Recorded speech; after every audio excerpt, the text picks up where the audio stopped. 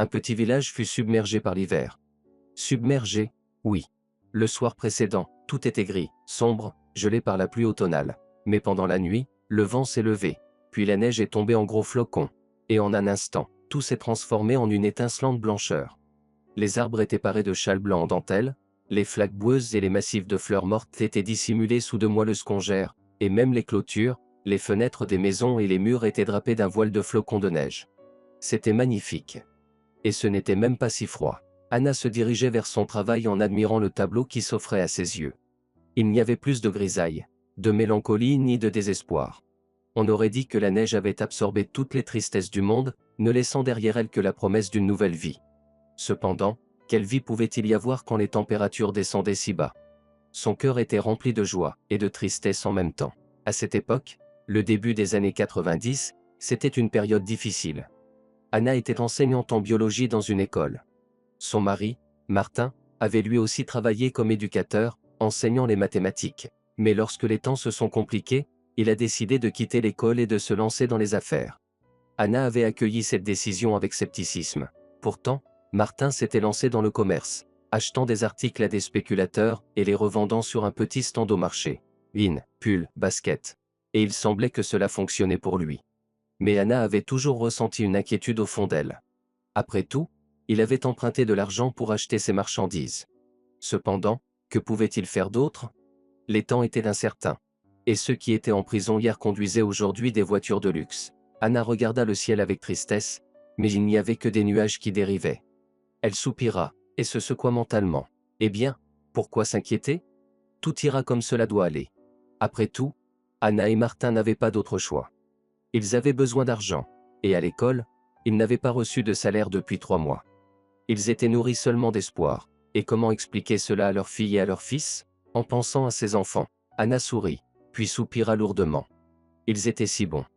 Jonah avait 6 ans, et Christin en avait 7. L'année suivante, Christin irait à l'école, ce qui entraînerait d'autres dépenses, mais ce n'était pas la plus grande difficulté. Le problème était que Jonah avait besoin d'une opération. Il avait une malformation cardiaque. Les médecins avaient dit honnêtement qu'auparavant, une telle opération aurait été facile, mais maintenant, il fallait la payer. Et ce n'était pas bon marché, mais il n'avait pas d'argent. C'était probablement la principale raison pour laquelle Martin, un jeune enseignant talentueux, avait quitté son travail à l'école. Il fallait gagner de l'argent pour l'opération de son fils. Anna arriva à l'école, essaya de sourire et secoua mentalement toutes ses préoccupations. Personne ne devait voir sa tristesse. Tout irait bien. C'était sûr. Dans la salle des professeurs, il y avait une discussion animée. Anna salua ses collègues, retira son manteau, et se coiffa devant le miroir tout en écoutant la conversation des éducateurs. C'est bien le fameux Jordan, s'exclama Margot, la plus ancienne des enseignants, qui enseignait la littérature à l'école. Un vrai voyou, c'est sûr. Je me souviens de lui en 7e année, quand il a cassé la fenêtre de ma salle de classe. Et pas par accident, délibérément. Tout ça parce que je lui ai mis un 0 pour sa copie. Il a osé copier l'introduction d'un manuel. Il pensait que je ne m'en rendrais pas compte. Et plus tard, il a incendié le journal dans les toilettes. Margot interrompit avec mécontentement le souvenir de sa collègue la directrice de l'école, Stéphanie. Ce qui est fait est fait. Il est temps d'oublier tout ça. Aujourd'hui, Jordan est un homme respecté. Il est homme d'affaires, et il est venu de la capitale pour nous voir. Il me semble que ce respecté monsieur a déjà passé plusieurs fois en prison, ajouta le professeur d'éducation physique, Matthew. Et, il me semble, pour cambriolage aussi. Et alors? S'inquiéta Stéphanie. Ça ne nous concerne pas du tout.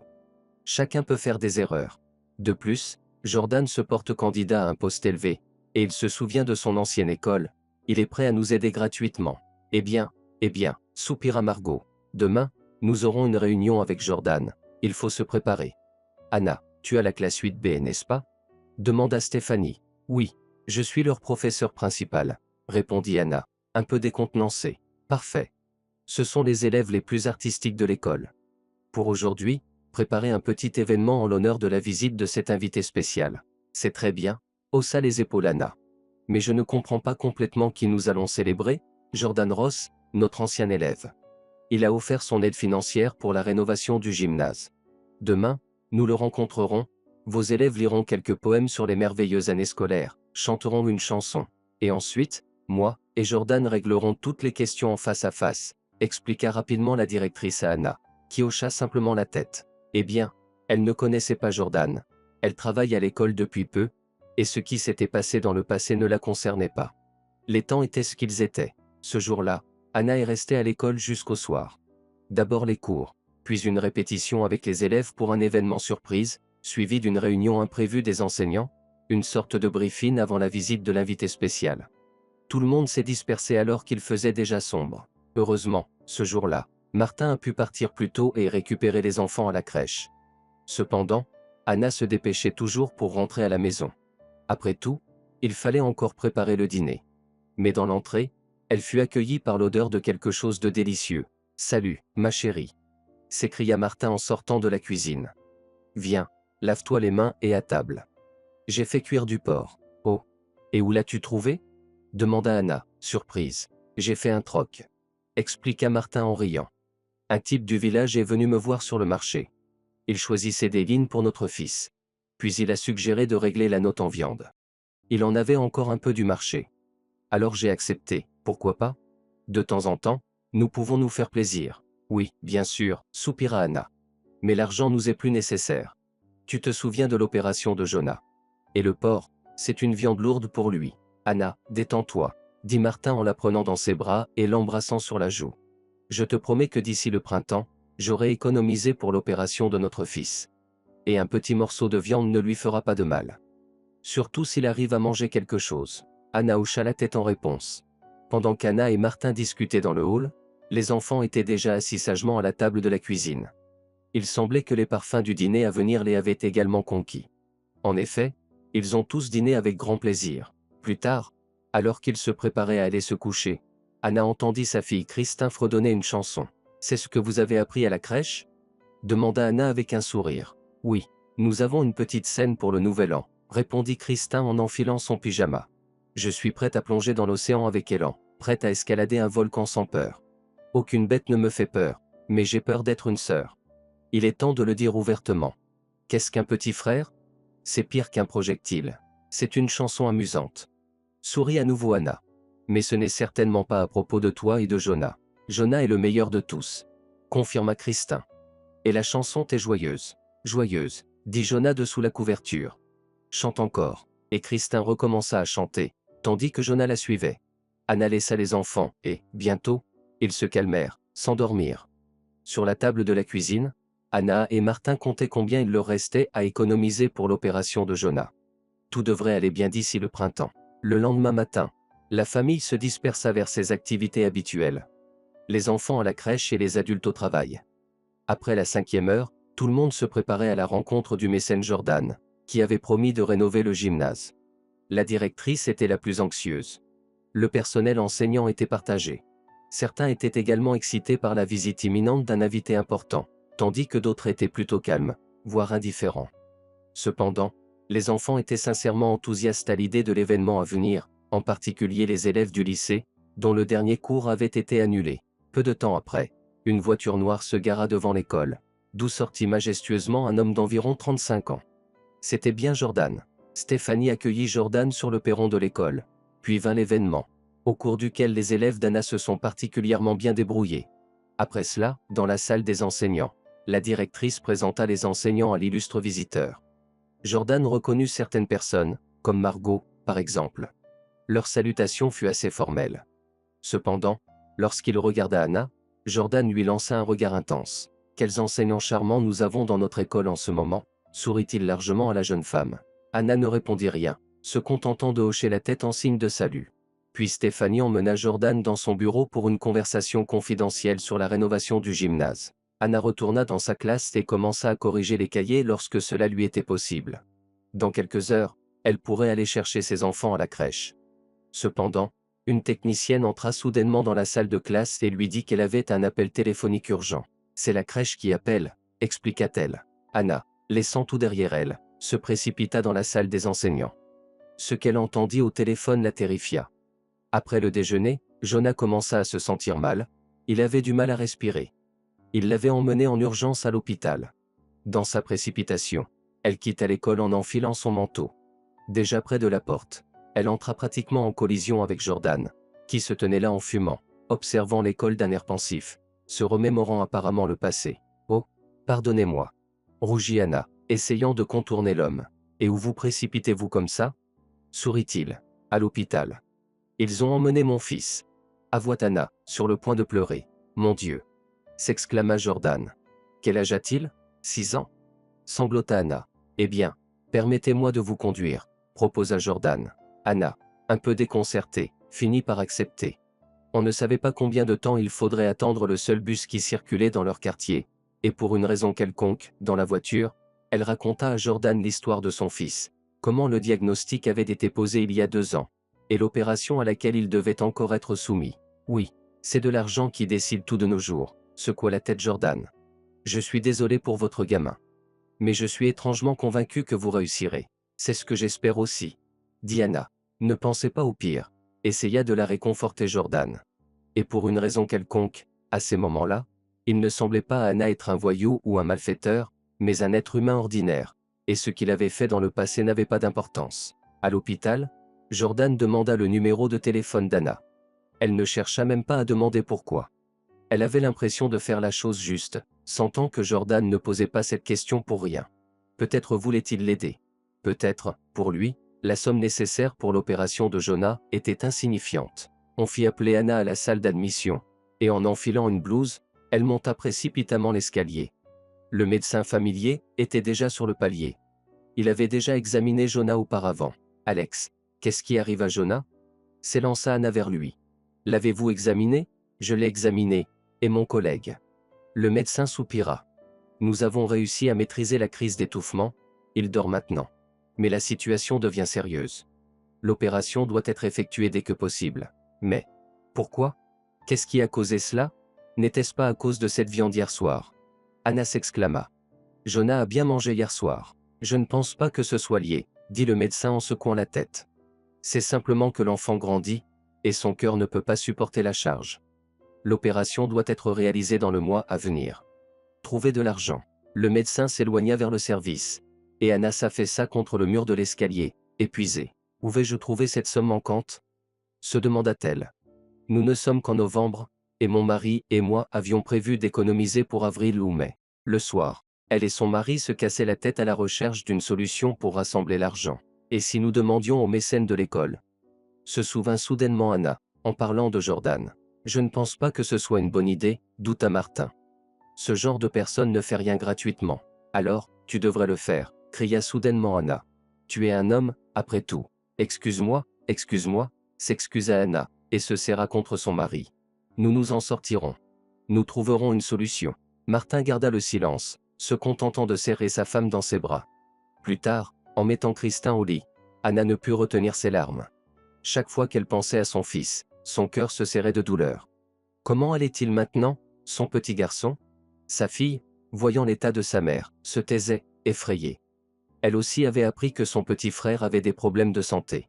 Lorsqu'Anna, en embrassant sa fille, se préparait à partir, celle-ci lui murmura doucement. « Maman, est-ce que Jonah va mourir? Comment peux-tu penser ça, ma chérie ?» s'écria Anna, courant vers elle et, à grand-peine, essayant de retenir ses larmes, la serra fort. « Non, non. Nous le guérirons. C'est certain que nous le guérirons.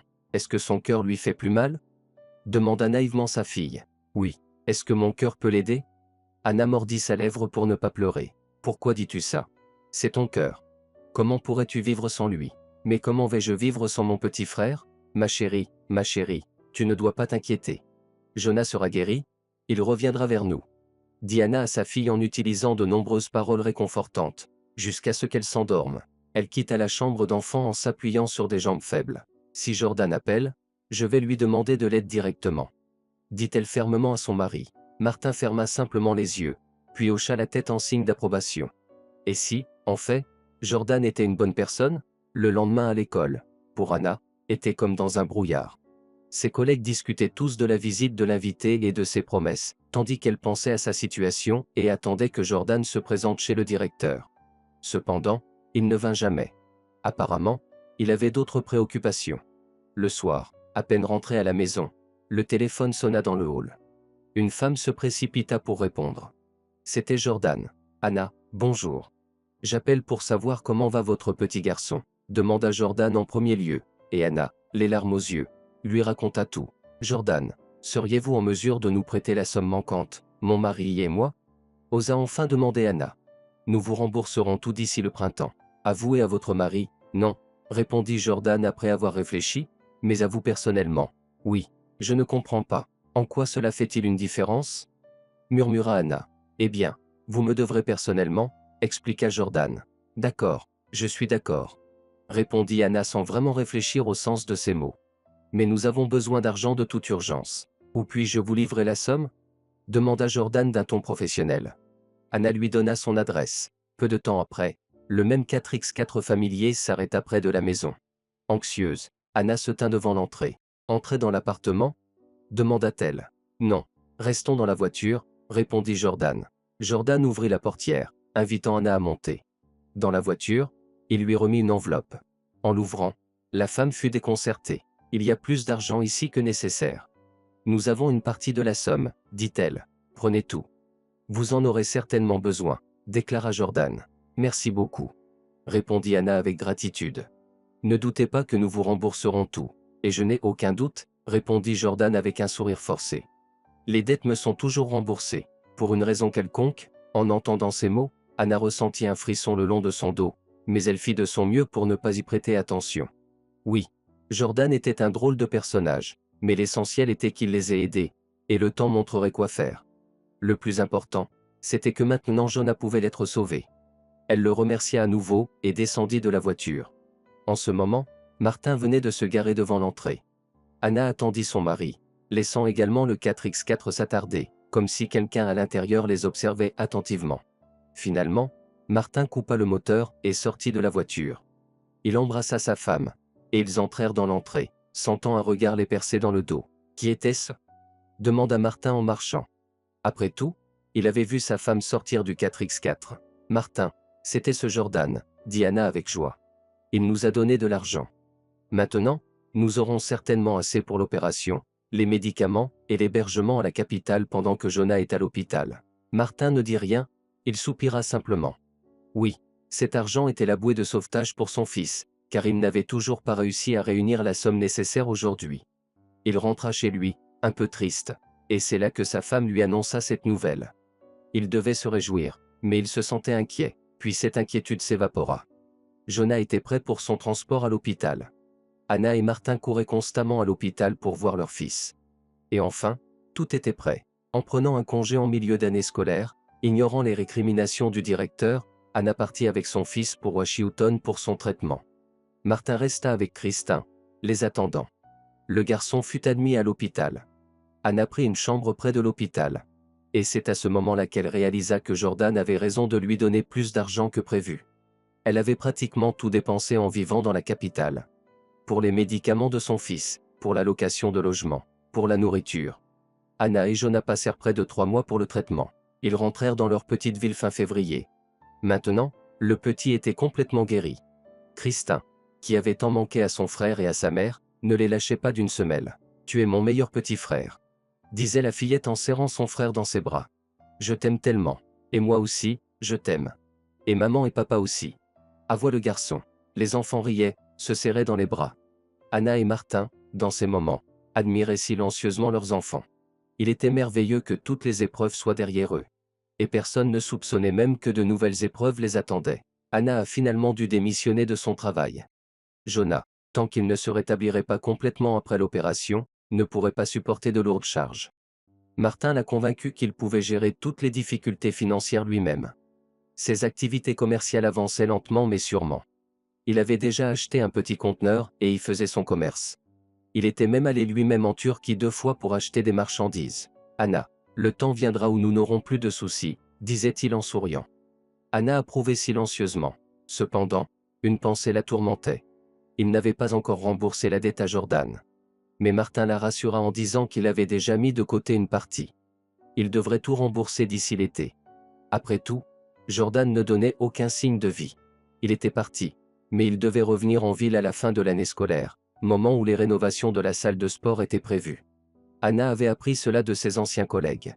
Et à ce moment-là, Anna et Martin prévoyaient de rassembler toute la somme que Jordan avait donnée pour le traitement de Jonah. Malgré les moments difficiles, Ils avaient de la nourriture et des vêtements. Et ils s'en sortaient bien. Mais Anna n'avait aucune intention de rester à la charge de son mari. Au début du nouvel exercice, elle prévoyait de retourner à l'école.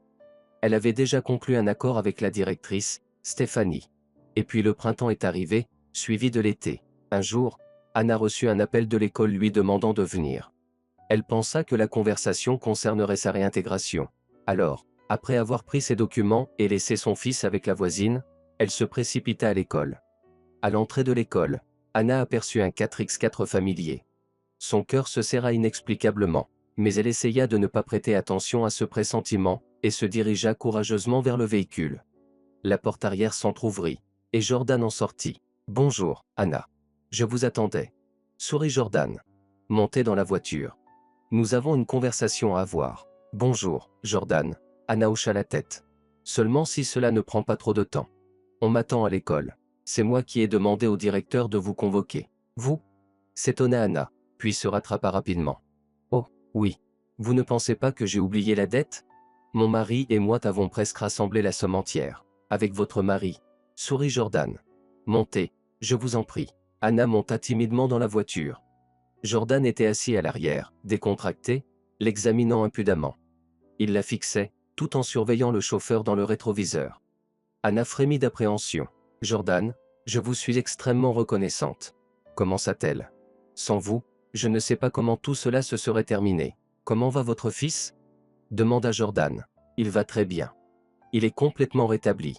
Je m'en réjouis. Oui, c'est le cas.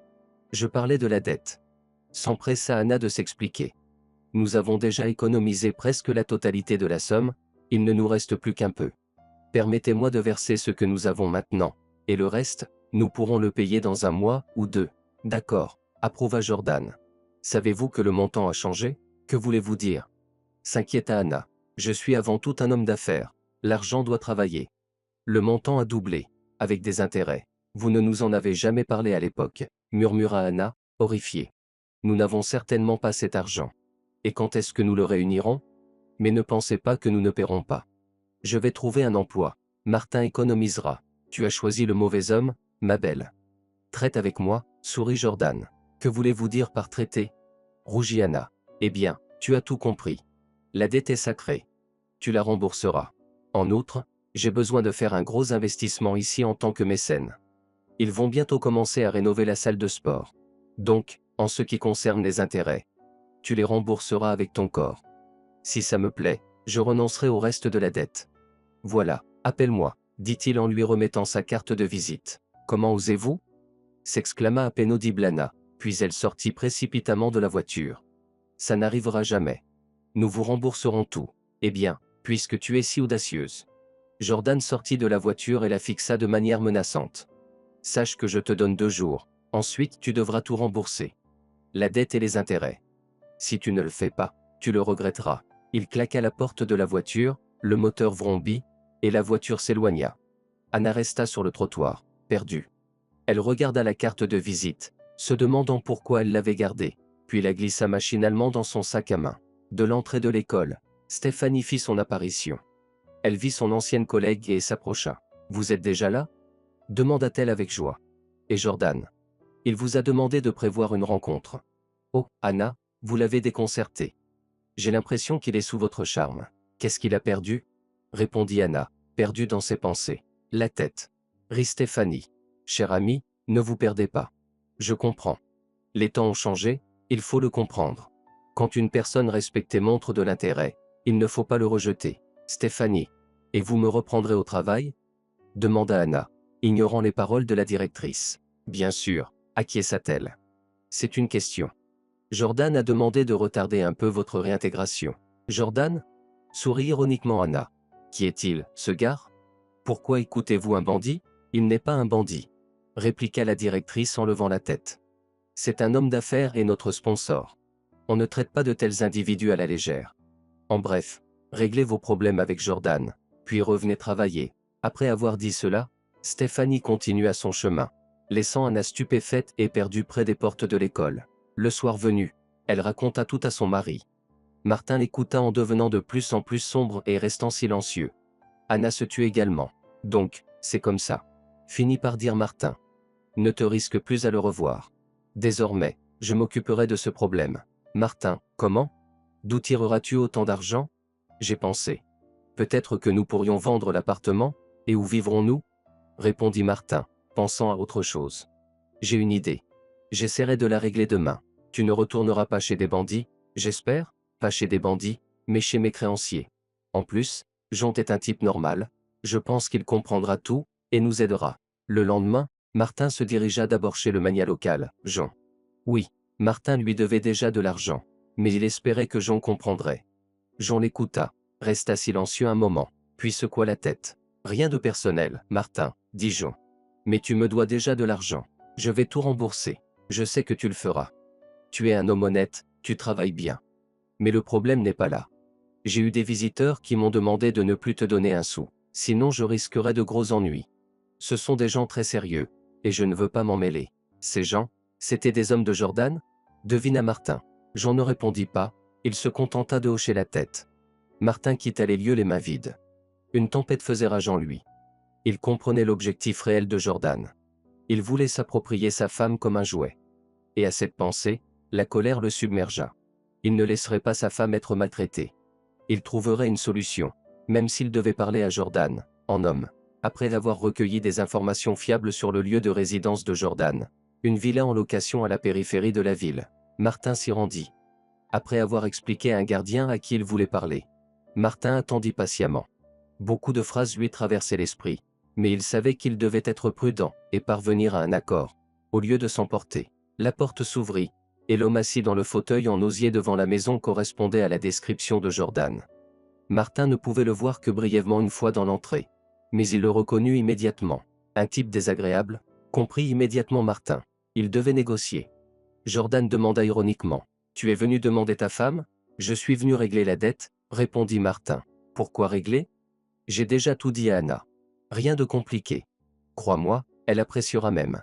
Après ces mots, Martin s'enflamma, ses poings se serrèrent, mais il se retint de justesse pour ne pas se jeter sur Jordan. C'est dégoûtant, murmura-t-il. Cette somme n'a pas la même importance pour toi. Et bien sûr, tu n'as pas à te soucier de mon argent, répliqua Jordan, souriant à nouveau. Je te rendrai l'argent. Laisse-moi juste un peu de temps. Et ne touche pas à ma femme, répondit Martin, essayant de paraître calme. Et moi, je ne l'ai même pas encore touchée, ricana Jordan. Bien que je ne sois pas contre l'idée. Elle semble être une belle petite chose. Ne sois pas si égoïste. Partage-la. Elle n'en souffrira pas, et nous y trouverons tout notre plaisir. Après avoir entendu cela, Martin vacilla. Il ne pouvait plus se contrôler. Il cria et se précipita vers Jordan avec ses poings. Mais deux gardes du corps de Jordan, et un troisième qui était à la porte, se précipitèrent pour maîtriser Martin. Ils le battirent méthodiquement, avec toute leur force, tandis que Jordan restait assis, buvant son café. « Ça suffit, dit-il à un moment donné. Il pourrait bien mourir ici.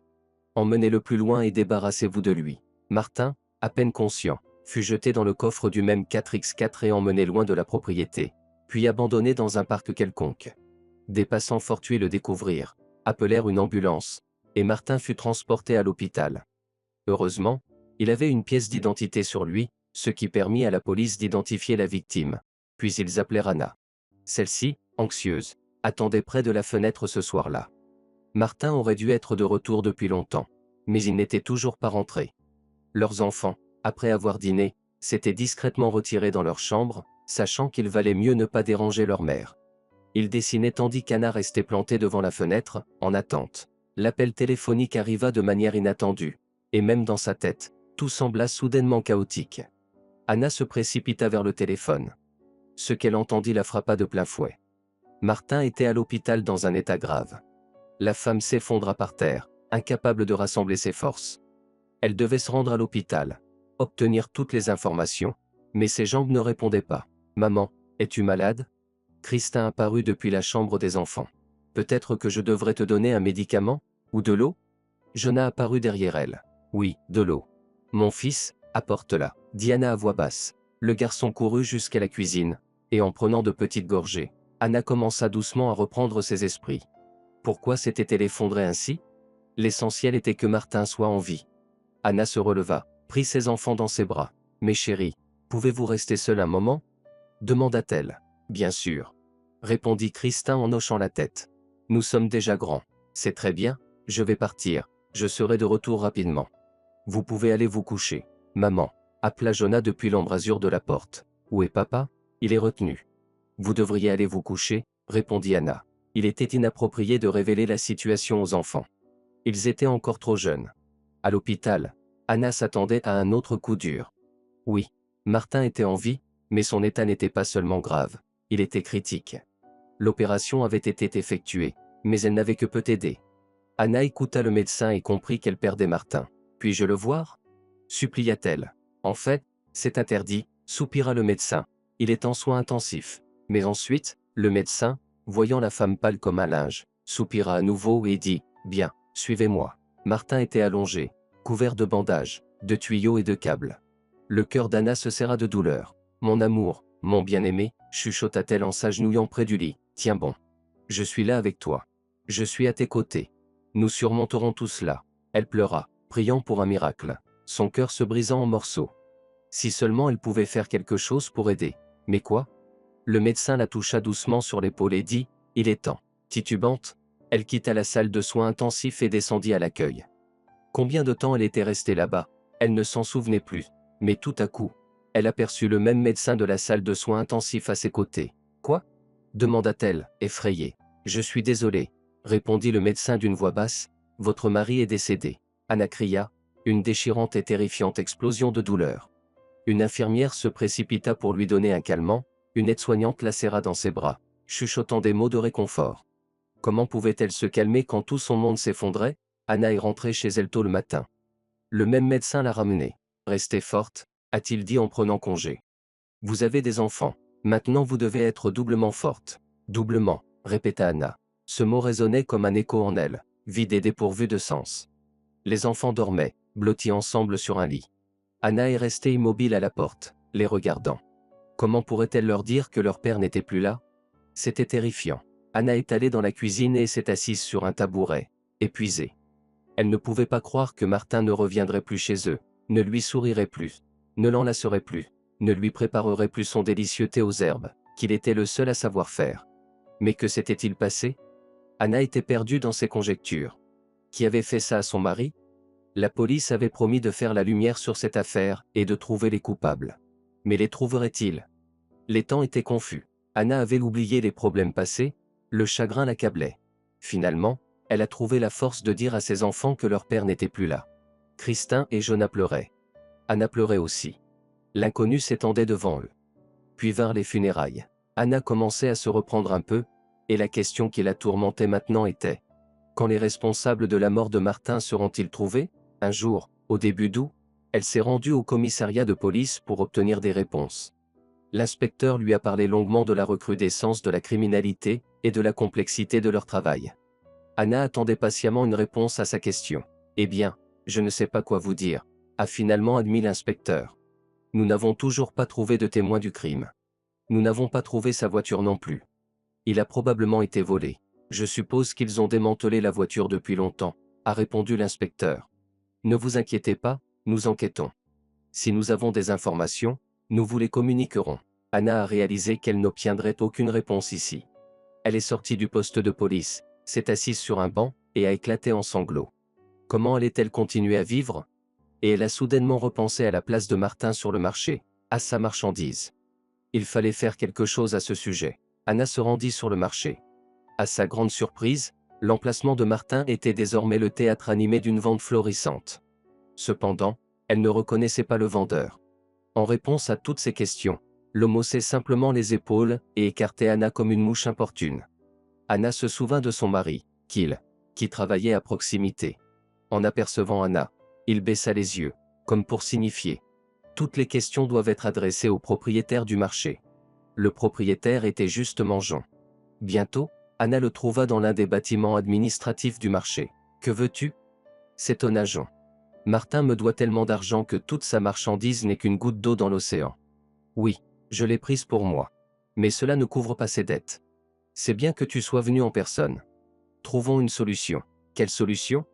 Demanda Anna d'une voix faible. Que faire avec la dette principale? Qui me la remboursera? Personne d'autre que toi ne peut le faire. Combien? Chuchota Anna. Jean indiqua le montant.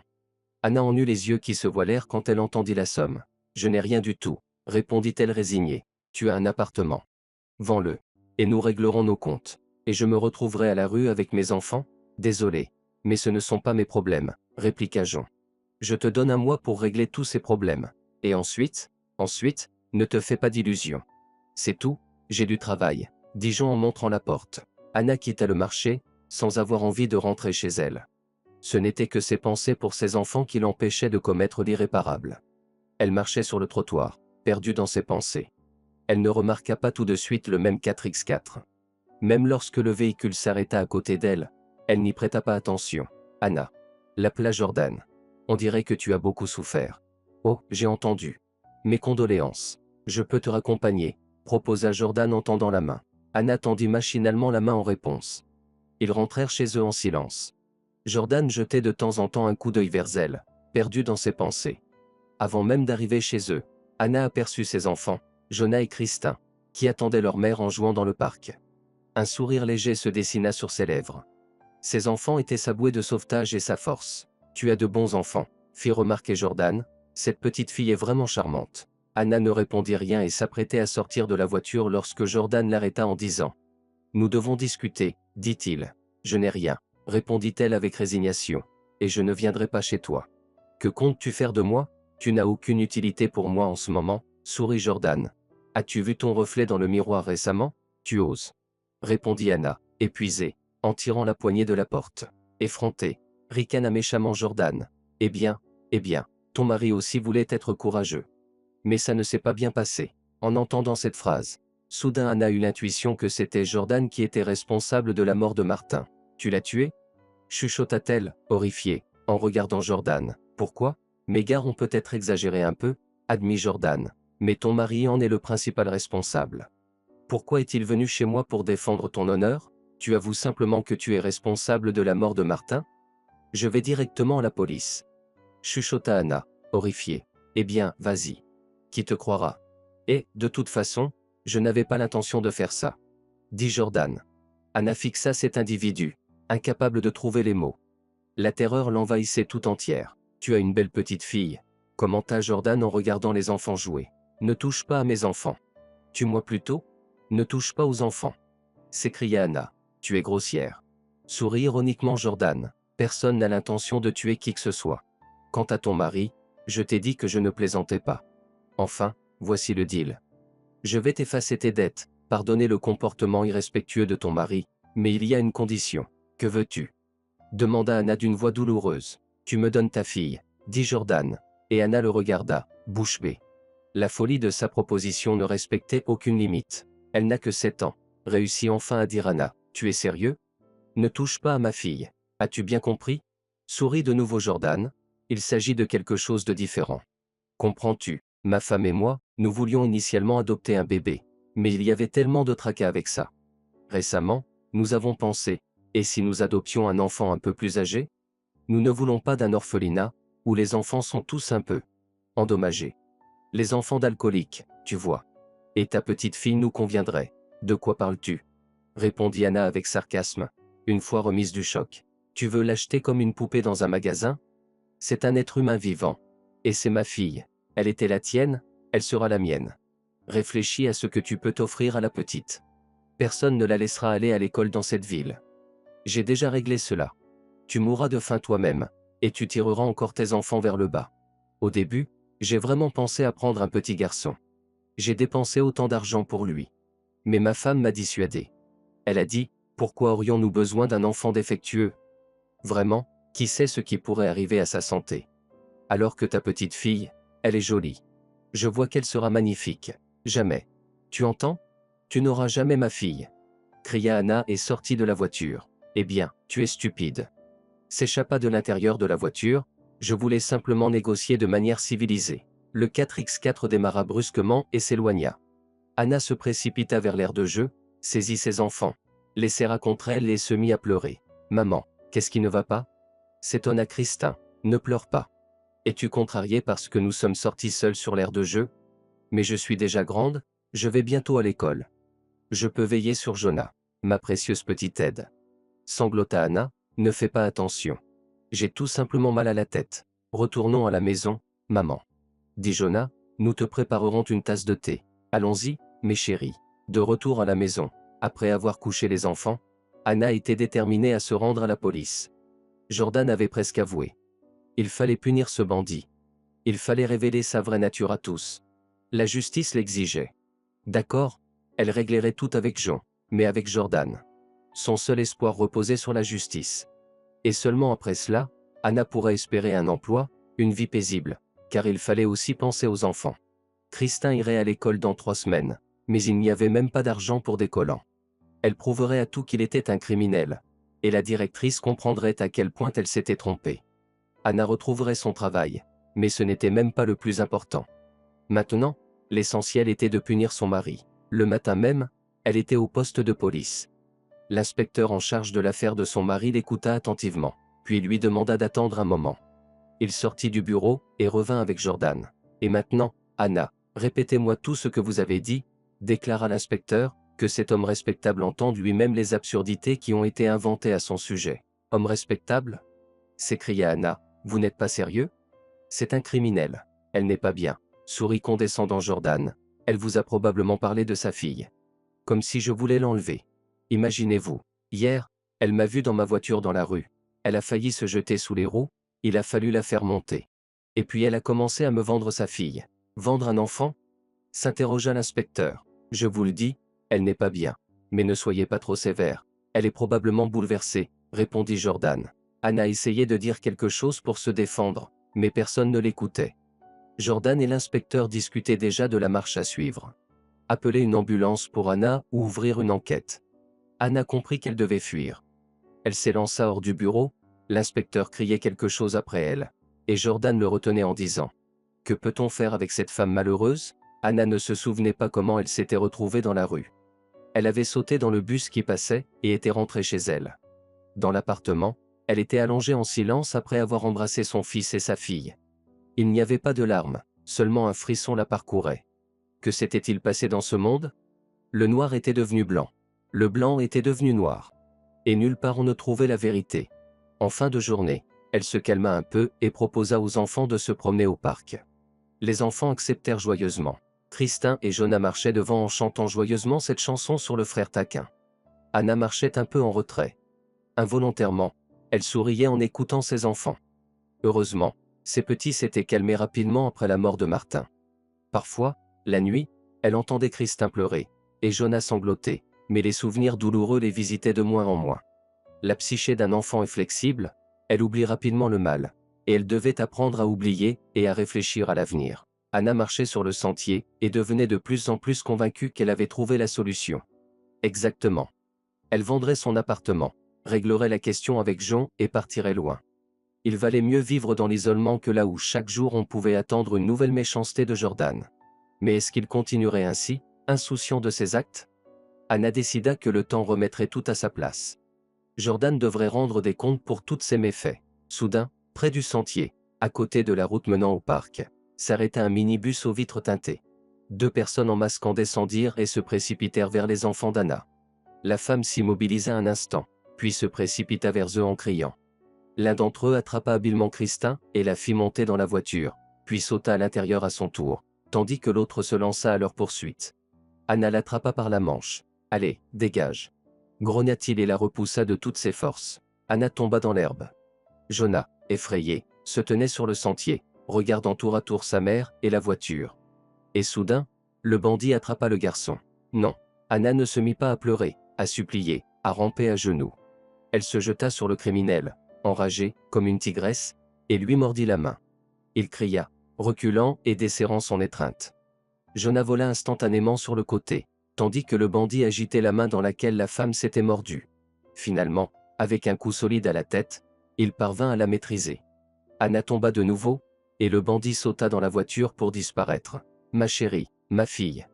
hurla Anna en essayant de se relever, mais ses jambes ne répondaient pas. Jonah se débattait à côté d'elle, en proie à la panique. Anna le saisit, le serra contre elle. Son petit garçon ne devait pas être si bouleversé. Et si son cœur opéré ne tenait pas le coup? Jonah, ne pleure pas. C'est juste un jeu. Christin va revenir bientôt, bégaya la femme, disant la première chose qui lui venait à l'esprit. Elle jeta un coup d'œil plein d'espoir. Peut-être quelqu'un avait-il vu ce qui s'était passé. Mais le parc était désert. Les gens avaient arpenté les lieux jusqu'à l'incident. Mais dès que l'agitation avait éclaté, ils s'étaient tous éparpillés, emportant leurs enfants, jouets et livres. Une fois de plus, Anna était seule avec son malheur. Elle se releva avec peine, prit fermement la main de Jonah, et se dirigea vers le poste de police, d'autant plus que le bus était arrivé immédiatement. « Encore vous » vit-elle déjà le détective familier à l'entrée. « Qu'est-ce que vous avez encore inventé ? On m'a enlevé ma fille » déclara Anna lentement et distinctement. « Je suis convaincu que c'est Jordan Ross. Vous ne me croyez pas, mais c'est un homme dangereux. Ces hommes viennent d'essayer de faire du mal à mon fils. Vous avez complètement perdu la tête. » Ricana le détective et se tourna vers l'officier de permanence. « Appelle une ambulance. Ma fille a été enlevée. » Éleva la voix Anna. « Vous ne m'entendez pas ? Je vous entends, » répondit le détective avec agacement. « Les secouristes vont venir. Nous allons régler ça. Restez là, et je vais appeler. » Et il s'approcha du téléphone de service. Anna comprit qu'il appelait Jordan. Dans le désespoir, elle jeta un regard à l'officier de permanence. Le jeune homme la regardait intensément, et soudain elle vit qu'il lui chuchotait quelque chose et lui montrait la porte. « Fuis », comprit-elle. Anna sortit discrètement du poste de police entraînant Jonah. Oui, ce n'était pas facile. Elle trébuchait, mais elle comprenait que c'était plus rapide de cette manière. Prendre les transports en commun n'était pas une option. Elle risquait de se faire arrêter. Cependant, elle ne pouvait pas non plus retourner chez elle. Elle barricada la porte avec tous les verrous, ordonna fermement à Jonah de rester dans sa chambre comme une petite souris, et se mit à réfléchir fébrilement à l'endroit où cherchait sa fille. La sonnette de la porte retentit. C'était la police. Anna s'éloigna prudemment de la porte, et écouta attentivement. Ils discutèrent entre eux et décidèrent de revenir demain quand ils auraient un mandat d'arrêt pour cette folle. Ils partirent, laissant Anna assise contre la porte dans un état de choc. Elle avait l'impression d'être dans un théâtre de l'absurde. Personne ne cherchait à l'aider, mais tout le monde la rendait responsable. Mais où était sa fille ? Anna se remémorait les derniers instants qu'elle avait passés avec sa fille comme si tout était au ralenti. Là, le criminel la poussait dans la voiture, sa fille criait de peur, le cœur d'Anna saignait d'angoisse. Où était sa fille ? Que lui était-il arrivé ? Le téléphone sonna. Anna se précipita vers lui, puis s'arrêta brusquement. Elle risquait de se faire repérer. C'était probablement la police à sa recherche. Il se rendrait compte qu'elle était chez elle, viendrait avec une équipe et l'emmènerait. Et Jonah ? Que lui arriverait-il ? Elle s'assit de nouveau contre le mur. On sonna à la porte à nouveau. Elle ne bougea même pas. « Anna, ouvre, c'est Jean. »« Je suis tout seul » entendit-elle une voix masculine. La femme poussa un soupir profond. Était-ce enfin le moment où il était venu réclamer son dû ? Tout le monde avait décidé de la pousser à bout. Et peut-être avait-il raison ? Elle n'avait plus la force de supporter cela. Elle ouvrit les portes. Oui, c'était Jean, tout seul. Il jeta un coup d'œil à l'escalier, puis poussa Anna dans l'appartement, entra lui-même et ferma la porte. « Prépare-toi » dit-il à voix basse, « et prends ton fils. Vous devez partir. » « Partir ? Que se passe-t-il ? Oh ? Pourquoi ? Demanda Anna en regardant l'homme, perplexe. « Les hommes de Jordan vont arriver bientôt. Il est furieux contre toi. Et il vous détruira, toi et le garçon. Et Christin ? Où est Christin ? Demanda la femme les larmes aux yeux. Elle est avec lui, il me semble, mais je ne t'ai rien dit. Tu dois comprendre par toi-même. Je ne vais pas rivaliser avec Jordan. C'est dangereux. Alors pourquoi es-tu venu ? J'ai honte devant Martin. C'était un bonhomme. Honnête. Je veux au moins essayer de vous aider. Mais pardonne-moi, ce n'est pas désintéressé. Tu dois m'écrire une cession de propriété sur moi maintenant. Oh, c'est ça. Ricana Anna amèrement, je croyais vraiment en ta sincérité. Je suis sincère. Je vais vous aider à vous échapper de la ville avec votre fils. Mais tu dois comprendre, j'ai besoin de cet appartement. Il a une certaine valeur. Comment vas-tu nous aider ? Je vais vous emmener à ma maison de campagne. Demain, ils prépareront les documents pour vous, et je vous mettrai dans un train. Partez aussi loin que possible. N'importe où, juste loin d'ici. Et ma fille ? Comment va Christin ? Je ne pourrai pas vivre sans elle. Pleura Anna. Sauve au moins ton fils. J'en parvins tant bien que mal à convaincre Anna. Et elle, rassemblant rapidement ses affaires, prit le garçon effrayé dans ses bras, et suivit docilement son sauveur, qui poursuivait également ses propres intérêts. Mais il fallait choisir entre deux mots, comme on dit. Jean ne trompa pas Anna. Il l'accueillit dans sa maison de campagne. Ensuite, il lui fit des papiers à elle et son fils. Il leur remit des billets de train. La destination était une petite gare dans le comté de Lincoln. C'était loin, mais personne ne les trouverait là-bas, c'était sûr. Déjà dans le train, Anna demanda le numéro de téléphone de John. Pourquoi? Demanda-t-il surpris. Oublie tout ça. Je ne peux pas. Et si quelque chose arrive à Christin? Insista-t-elle. Si quelque chose arrive, je trouverai un moyen de te le faire savoir. Pars d'ici et protège ton fils. C'est comme ça ressemble à Martin. John poussa littéralement Anna et Jonah dans le wagon, et le train partit. Où? Pourquoi Anna fuyait-elle? Elle avait du mal à comprendre, mais à ce moment-là, elle n'avait pas d'autre choix. Soit on l'aurait arrêtée, soit on l'aurait internée à l'hôpital, l'accusant de la disparition de sa fille. Ils étaient en route depuis environ 2 jours. Anna essuyait souvent ses larmes tout au long du voyage. Jonah pleurait fréquemment. Le garçon était effrayé et perdu. Il ne pouvait pas comprendre ce qui se passait. Pourquoi avait-il quitté leur appartement? Qu'était-il arrivé à Christin? Le matin, Anna et Jonah arrivèrent enfin à la gare. C'était une petite gare. Derrière elle se trouvaient de petites maisons. Où aller? Anna était perdue, et c'est alors qu'elle entendit sonner les cloches de l'église. Son âme sembla se réveiller. Maman, où allons-nous? Demanda timidement son fils. Viens, Jonah, je crois que je sais, déclara Anna d'un ton confiant. Ce matin-là, il y avait peu de monde dans l'église. Le jeune prêtre Jean se dirigea vers son bureau après le service. Soudain, il aperçut une jeune femme avec un petit garçon. Ils entrèrent timidement dans l'église, observant leur entourage. La femme installa le garçon sur un banc près du mur, puis, après avoir acheté une bougie à la boutique, se dirigea vers une icône. Quelque chose dans leur attitude troubla le jeune prêtre. Jean s'approcha discrètement de la femme et entendit ces paroles adressées à l'icône. Anna éclata en sanglots, tandis que le prêtre se tenait derrière elle, sincèrement compatissant à cette femme désespérée. Il était évident qu'elle traversait une épreuve difficile. Anna se retourna et poussa un soupir en découvrant le prêtre. « Je suis désolé si je vous ai dérangé. » déclara Jean d'un ton apaisant. « Vous ne m'en voulez pas, j'espère, d'avoir entendu vos paroles envers l'icône. Peut-être puis-je vous aider d'une manière ou d'une autre? Je doute que vous le puissiez, marmonna Anna, bien que vous puissiez peut-être me dire qui propose des chambres dans votre ville? Mon fils et moi venons de loin, nous n'avons personne ici, je ne sais même pas vers qui me tourner, alors mes pieds m'ont amené à l'église. C'est la chose à faire, hocha Jean, quand l'âme est troublée. Il faut adresser ses pensées à Dieu. Vous parlez de la route? Vous devez être fatigué, n'est-ce pas? Allons à mon bureau, je vais vous offrir du thé. Un bureau? S'étonna Anna. Bien sûr, nous avons notre propre organisation ici. Il y a beaucoup de travail administratif à faire. Vous pensiez peut-être que le prêtre ne fait que la messe? Pour être honnête, oui, avoua Anna. Oh non, il y a beaucoup à faire ici. Ils entrèrent dans une petite pièce qui servait de bureau à Jean. Le prêtre apporta 2 verres de thé chaud aux herbes et des petits gâteaux. Toutes ses pensées étaient tournées vers sa fille qu'elle avait laissée si facilement. Qui avait fui. Pourquoi? Elle avait eu peur du bandit, elle avait cru que la police le chercherait aussi. Peut-être avait-elle fui pour protéger son fils. Et maintenant, la réalité frappait? Elle avait perdu Christin. Je vois que tu portes une grande tristesse dans ton cœur, finit-il par dire. Si tu veux, tu peux en parler. Je ne peux pas, mon père, répondit Anna en baissant les yeux, à peine retenant ses larmes. Sache que si tu veux parler, je suis toujours prêt, déclara Jean. Il réfléchit un peu puis continua. Tu m'as posé une question au sujet du logement. Je peux t'aider avec ça. Une de nos paroissiennes a récemment dit qu'elle serait prête à accueillir une femme digne. Je pense que tu conviendrais. Combien cela coûterait-il? C'est gratuit. Ce qui importe, c'est qu'il y ait de l'aide à la maison. Elle est déjà âgée. Anna accepta.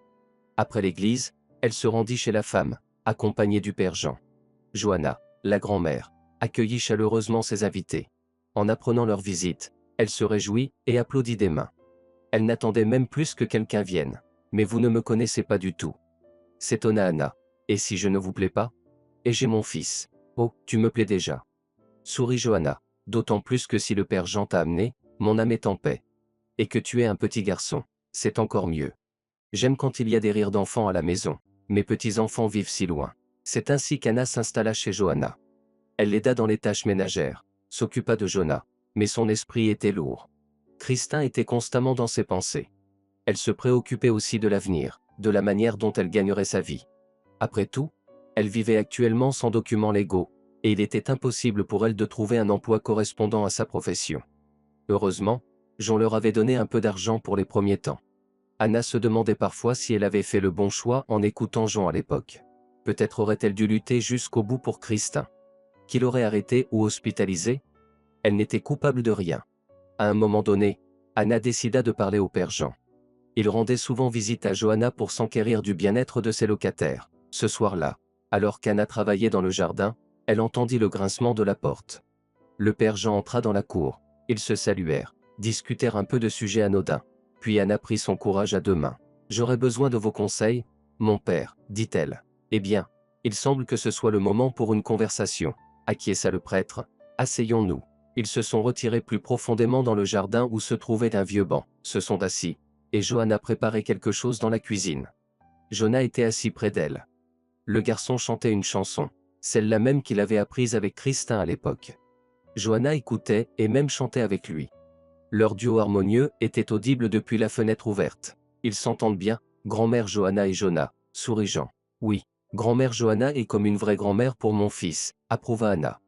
Elle fit une pause, puis soudain, sanglotant, les larmes coulant sur son visage, elle dit « Mais j'ai aussi une fille. Et je l'ai abandonnée, je suis partie. » Elle raconta à Jean toute son histoire, sa préoccupation pour Johanna, ses dettes, la mort de son mari, les menaces de Jordan, sa proposition de lui donner sa fille.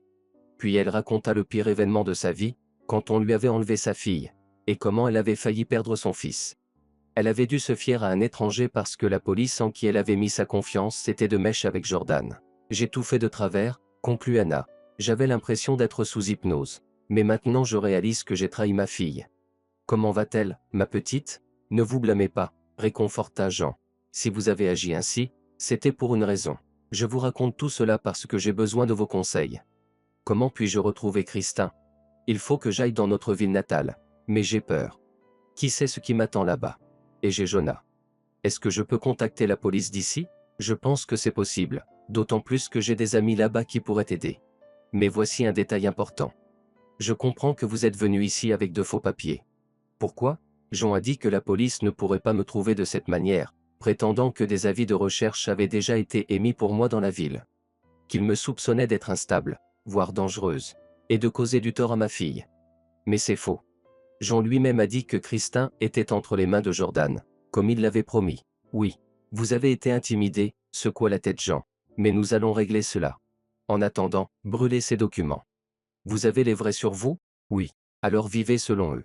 Et si on m'arrête? Je pense que personne ne vous arrêtera. Il semble que vous ayez été trompé. On a abusé de votre naïveté. Mais pourquoi?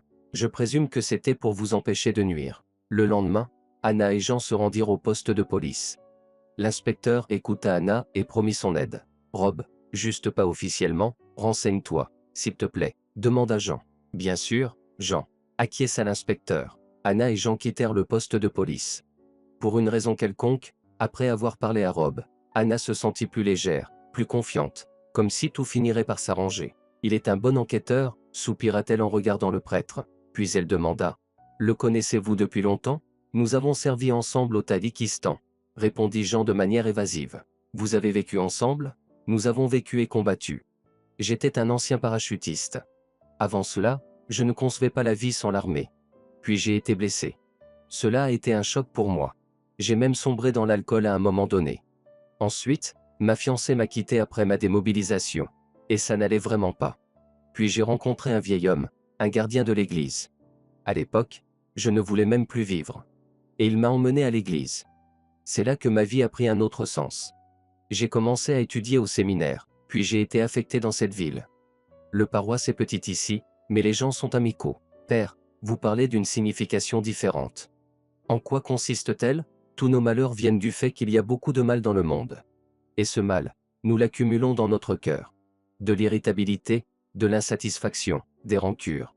Il faut tout lâcher, pardonner, et alors le cœur s'ouvrira au bien. Vous ferez le bien de votre propre chef. Et il vous reviendra. C'est intéressant, répondit Anna pensivement. Mais peut-on vraiment tout oublier et pardonner? C'est impossible. Croyez-moi, c'est possible, mais difficile. Ainsi, ils en vinrent à discuter en marchant jusqu'à la maison de grand-mère Johanna. Johanna était assis sur le banc et, en voyant sa mère et le prêtre, il courut à leur rencontre. « Maman, tu es revenue ?» s'exclama le garçon. « Je me suis réveillé et tu n'étais déjà plus là. »« Maman, Christin m'a semblé dans un rêve, on aurait dit qu'elle venait nous voir. Elle me hante aussi, » dit la femme en serrant son fils dans ses bras. « J'espère que bientôt nos rêves deviendront réalité. » Le prêtre prit congé d'eux, se dépêcha vers l'église pour le service, tandis qu'Anna et Jonah rentrèrent à la maison où grand-mère Johanna avait déjà préparé une montagne de blinis. Grand-mère Johanna, pourquoi vous vous embêtez autant? S'étonna Anna en voyant la pile de blinis. Je serais venue et j'aurais préparé le petit déjeuner moi-même. Ce n'est pas un fardeau pour moi, c'est une joie, sourit la vieille dame. Anna, ma vie a pris un sens grâce à mes responsabilités. Ce n'est pas pour rien que j'ouvre les yeux chaque matin. Anna étreignit la vieille dame. En peu de temps, elles étaient devenues comme de la famille. Oui, tout finirait par s'arranger dans la vie. Et Christin serait certainement retrouvé. Quelques jours plus tard, Anna attendait toujours. Pour une raison quelconque, elle croyait en l'inspecteur Rob, qui était ami du prêtre Jean. Mais ce soir-là, l'inspecteur lui-même est venu à la maison de la grand-mère Johanna. D'après son expression, Anna savait qu'elle n'allait pas entendre de bonnes nouvelles. Anna, pourquoi avez-vous omis de mentionner que vous aviez vous-même renoncé à votre fille? Demanda Rob sans préambule. Renoncer? S'écria Anna, ce n'est pas vrai. Je vous ai raconté comment tout s'est passé. Vous l'avez raconté. Et j'ai été bête de vous croire. La direction m'a dit, pauvre femme, on lui a pris un enfant. On a menacé un autre enfant. J'ai fait une demande à votre ville. Et devinez ce que j'ai découvert? Vous avez officiellement renoncé à la garde de votre fille. Tous les documents m'ont été envoyés. Je n'ai rien fait de tel. Murmura Anna, horrifiée. Je ne sais même pas où se trouve la tutelle. Est-ce votre écriture? Votre signature? Demanda Rob en montrant une copie de la déclaration où Anna avait personnellement renoncé à Christin. Et la signature était la sienne. Ce n'est pas moi. S'écria Anna. Rob, je vous en prie, croyez-moi, je n'aurais jamais pu écrire quelque chose comme ça. J'ai fait tout ce que j'ai pu. Excusez-moi, pouvez-vous au moins me dire où se trouve ma fille maintenant? Elle n'est pas en foyer d'accueil, n'est-ce pas? Jordan ne l'a pas emmenée? Je n'ai aucune information à ce sujet, je sais seulement que ces documents sont en préparation pour l'adoption. Rob prit congé et partit, se maudissant d'être impliqué dans cette affaire. Il s'en est allé, tandis qu'Anna restait plantée devant la clôture, le regard perdu dans le vide. Avait-elle vraiment perdu sa fille pour toujours? Bientôt, le père Jean vint la trouver. Il écouta la femme, réfléchit, puis proposa soudain une idée. Si ce Jordan habite dans la capitale, et occupe une position élevée dans la société, il faut se rendre dans la capitale. Nous pourrions le trouver, découvrir où il vit, et ensuite vérifier s'il a Christin. Et ensuite? Demanda Anna avec espoir en regardant le prêtre. Ensuite, nous verrons, soupira-t-il. Je dois de toute façon me rendre à l'hôpital là-bas. Vous êtes malade? Non, c'est une formalité. Mais je dois me rendre dans la capitale. Vous voyez, c'est une occasion propice. Alors, je viens avec vous. C'est une mauvaise idée. Et si Jordan vous voit? Et Christin? Vous ne la reconnaîtrez pas. Avez-vous une photo d'elle? Anna se précipita immédiatement dans la maison. Une photo de la petite fille était cachée dans son sac, dans une poche secrète. C'était l'une des rares choses précieuses qu'elle avait pu emporter lors de sa fuite. Elle la remit au prêtre et il partit, promettant de tout découvrir. Quelques jours plus tard, il partit pour la capitale, laissant Anna dans l'attente anxieuse de son retour. 10 jours plus tard, le père Jean est revenu. Anna l'a su et s'est précipitée vers l'église. Le prêtre sortait justement de la cour de l'église, et lorsqu'il a vu Anna, il a soupiré lourdement, ce qui a fait battre le cœur de la femme. « Quoi » demanda-t-elle, mêlant espoir et peur. « Je ne peux pas apporter de bonnes nouvelles », secoua la tête le père Jean. « Pardonnez-moi, Anna. » Le prêtre a raconté ce qu'il avait pu découvrir sur Jordan. Il s'est avéré qu'il avait retiré sa candidature de manière officielle. Et de manière non officielle, son passé criminel avait refait surface. Afin d'éviter un scandale, on l'a convaincu de ne pas participer. De plus, il avait des désaccords avec ses partenaires commerciaux, et il avait rapidement quitté le pays pour s'installer ailleurs de manière permanente. Jean a réussi à visiter la maison où vivait Jordan, et après avoir parlé à un gardien, il a appris que Jordan était revenu il y a quelques jours avec une petite fille. La femme de Jordan était ravie, et disait maintenant qu'ils avaient une fille. Ainsi, les trois sont partis dans un autre pays. La petite fille? Comment se sentait-elle? Demanda Anna à travers ses larmes. Le gardien a dit qu'elle était triste, qu'elle pleurait beaucoup. Mais disons, la femme de Jordan, s'occupait d'elle très bien, répondit Jean après une courte pause. Je comprends que cela ne te consolera probablement pas, mais Christin est bien traité là-bas. Christin. Peut-être que c'est une autre petite fille? Suggéra Anna. Non, dit le père Jean en baissant les yeux. Le gardien savait. C'était bien elle qui l'a emmené avec sa femme. Les jambes d'Anna se dérobèrent, son dernier espoir s'effondra. Jusqu'au dernier moment, elle avait cru qu'on lui rendrait sa fille. qu'elle pourrait la serrer dans ses bras, s'excuser pour l'avoir ainsi abandonnée. Anna hurla comme une louve blessée. À son cri, la grand-mère Johanna et Jonah sortirent de la maison, terrifiés. « Maman, tu es malade ?» répétait le garçon en touchant la main de sa mère. Mais Anna ne voyait rien et n'entendait rien à cause de sa douleur. Enfin, la réalisation lui parvint. Elle ne reverrait jamais sa fille. À la nuit, la température d'Anna a monté, une ambulance est arrivée, le médecin lui a fait une injection et a dit que tout cela ressemblait à une crise nerveuse. Anna aurait besoin de calme et d'émotions positives pour se remettre. Mais où trouver ces émotions? Les jours suivants, la grand-mère Johanna entoura Anna de soins et d'attention. Comme une mère, elle prenait soin d'elle avec chaleur, et Jonah se blottissait toujours contre sa mère. Anna étreignait son fils, comprenant à quel point elle était nécessaire pour lui, qu'elle devait être forte pour lui. Mais elle n'avait aucune force. Le père Jean prenait aussi soin d'Anna. Il parlait longuement, et ses conversations ont probablement joué un rôle. Anna s'est résignée à la perte de sa fille, comme à tout ce qui lui était arrivé. Puis elle regarda le père Jean d'un autre œil. Le père Jean, un homme jeune, éduqué, courtois et honnête. Anna pouvait sentir sa chaleur et son souci pour elle, et son cœur s'attendrissait à sa voix. Elle attendait déjà avec impatience ces rencontres, ces conversations. Le père Jean se précipitait chez grand-mère Johanna, et il s'était lié d'amitié avec Jonah. Le prêtre l'emmenait à l'église et racontait de nombreuses histoires intéressantes. Le garçon était prêt à écouter le père Jean pendant des heures et à le suivre partout. Tout cela n'échappait pas au regard attentif de grand-mère Johanna. Un jour, elle entama une conversation avec Anna. « Probablement, Anna, vous allez bientôt déménager de chez moi avec Jonah ?» demanda-t-elle malicieusement en plissant les yeux. « Comment? Où ?» s'étonna Anna. « Nous vous dérangeons ?» Grand-mère Johanna, ne pensez pas ça, je ne vais pas vous laisser subvenir à mes besoins. Le père Jean m'a dit qu'il y avait une place à la bibliothèque. Le directeur m'a déjà invité pour un entretien après-demain. Oh non, ma chérie. Se défendit grand-mère Johanna. Toi, et Jonah est une joie pour moi, mais ce n'est pas la question. Je vois que Jean te plaît. Et tu lui plais. Qu'est-ce que vous dites? Rougit Anna. Je n'ai même pas pensé à cela. Oh, allons, ne me cache rien, répliqua grand-mère Johanna. Je pense que lorsque l'âme est attirée par quelqu'un, il ne faut pas repousser ce sentiment. Anna regarda pensivement grand-mère Johanna, puis soupira lourdement. Grand-mère Johanna, il est prêtre. Et alors? Haussa les épaules grand-mère Johanna. C'est d'abord un homme, et il ne te voit pas seulement comme une paroissienne. Il est amoureux de toi, j'en suis sûr. Et elle avait raison, la vieille dame.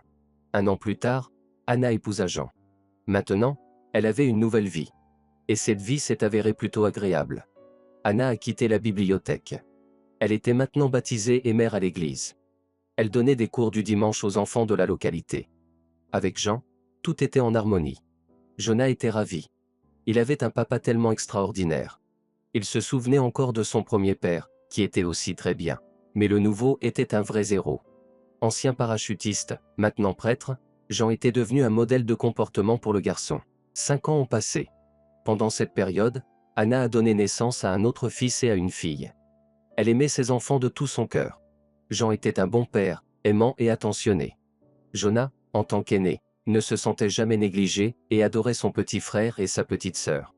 Anna observait souvent comment il s'occupait des plus jeunes, mais une pensée la tourmentait. Sa fille aînée, l'oubliera-t-elle? Elle s'était résignée à la perte, mais ne pouvait pas l'effacer de sa mémoire. Le fils aîné d'Anna était heureux de ne plus voir sa mère pleurer, de la voir sourire et d'avoir un nouveau père si merveilleux. Mais les souvenirs du passé étaient solidement ancrés dans l'esprit de l'enfant. Il se souvenait de sa petite sœur Christin, de son père Martin, de comment sa mère criait au parc, puis pleurait longtemps, et il partait quelque part. Cette période de sa vie était gravée dans son esprit. Ce qui avait été effrayant. Puis le père Jean était apparu et tout s'était arrangé. Lorsque Jonah avait 12 ans, le père Jean lui a parlé pour la première fois de sa future profession. « Je serai comme toi, prêtre », répondit le garçon sans hésiter. Jean sourit et hocha la tête, puis dit « Ne te précipite pas, mon fils, dans le choix de ta vocation. Le chemin vers l'Église est propre à chacun. Et tu as encore un autre chemin à parcourir pour comprendre ce à quoi ton âme aspire. Pour l'instant, tu veux simplement me copier, mais ce n'est pas nécessaire. Mais j'aime être à l'église, t'aider, j'aime l'odeur de la cire, objecta Jonah. Ce n'est pas suffisant. Réfléchis mieux. Il y a du temps. J'ai décidé d'organiser un club patriotique militaire à l'école du dimanche. Je voulais le faire depuis longtemps, mais je n'avais pas le temps. Il y avait aussi beaucoup de paperasse à gérer. Mais maintenant, tout est réglé. Je vais bientôt recruter des enfants. Que feront-ils? Lire des prières? Et ça aussi, sourit Jean, puis ajouta sérieusement. Mais surtout, ils apprendront à être de vrais guerriers, car le véritable orthodoxe est d'abord un guerrier, un défenseur de sa patrie. Et tu penses que je peux y arriver? Demanda Jonah timidement et réfléchit. Eh bien, essaie. Peu de temps après, comme le disait le père Jean, un club patriotique militaire pour la jeunesse orthodoxe a été créé à l'église. Il s'occupait personnellement des enfants. En plus de l'enseignement religieux, le père Jean enseignait l'histoire, les arts martiaux, les bases des premiers secours et bien d'autres choses aux enfants. Sa principale mission était d'éduquer les jeunes en tant que patriotes. De vrais hommes. Le club patriotique militaire coopérait étroitement avec de nombreuses organisations, y compris le corps de cadets. Les enfants du club participaient souvent à diverses compétitions, à des rassemblements, et ils interagissaient avec les cadets. Jonah, qui était membre du club depuis le début, a fini par réaliser qu'il voulait devenir militaire.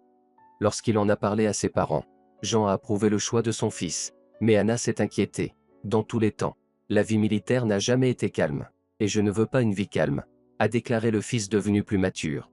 Je veux une vie réelle, la mienne. Sa mère n'a pas protesté, elle a simplement béni Jonah. Ainsi, à l'âge de 16 ans, il a quitté la maison où il avait passé son enfance depuis l'âge de 7 ans. Le garçon a embrassé son petit frère et sa petite sœur, Ethan et Ashley, qui pleuraient, inquiets de la séparation à venir, mais fiers que leur frère devienne militaire.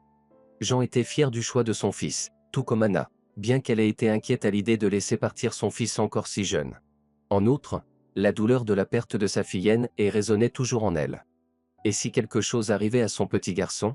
Cependant, elle espérait que la maladie de son fils qu'il avait endurée dans son enfance le protégerait cette fois-ci.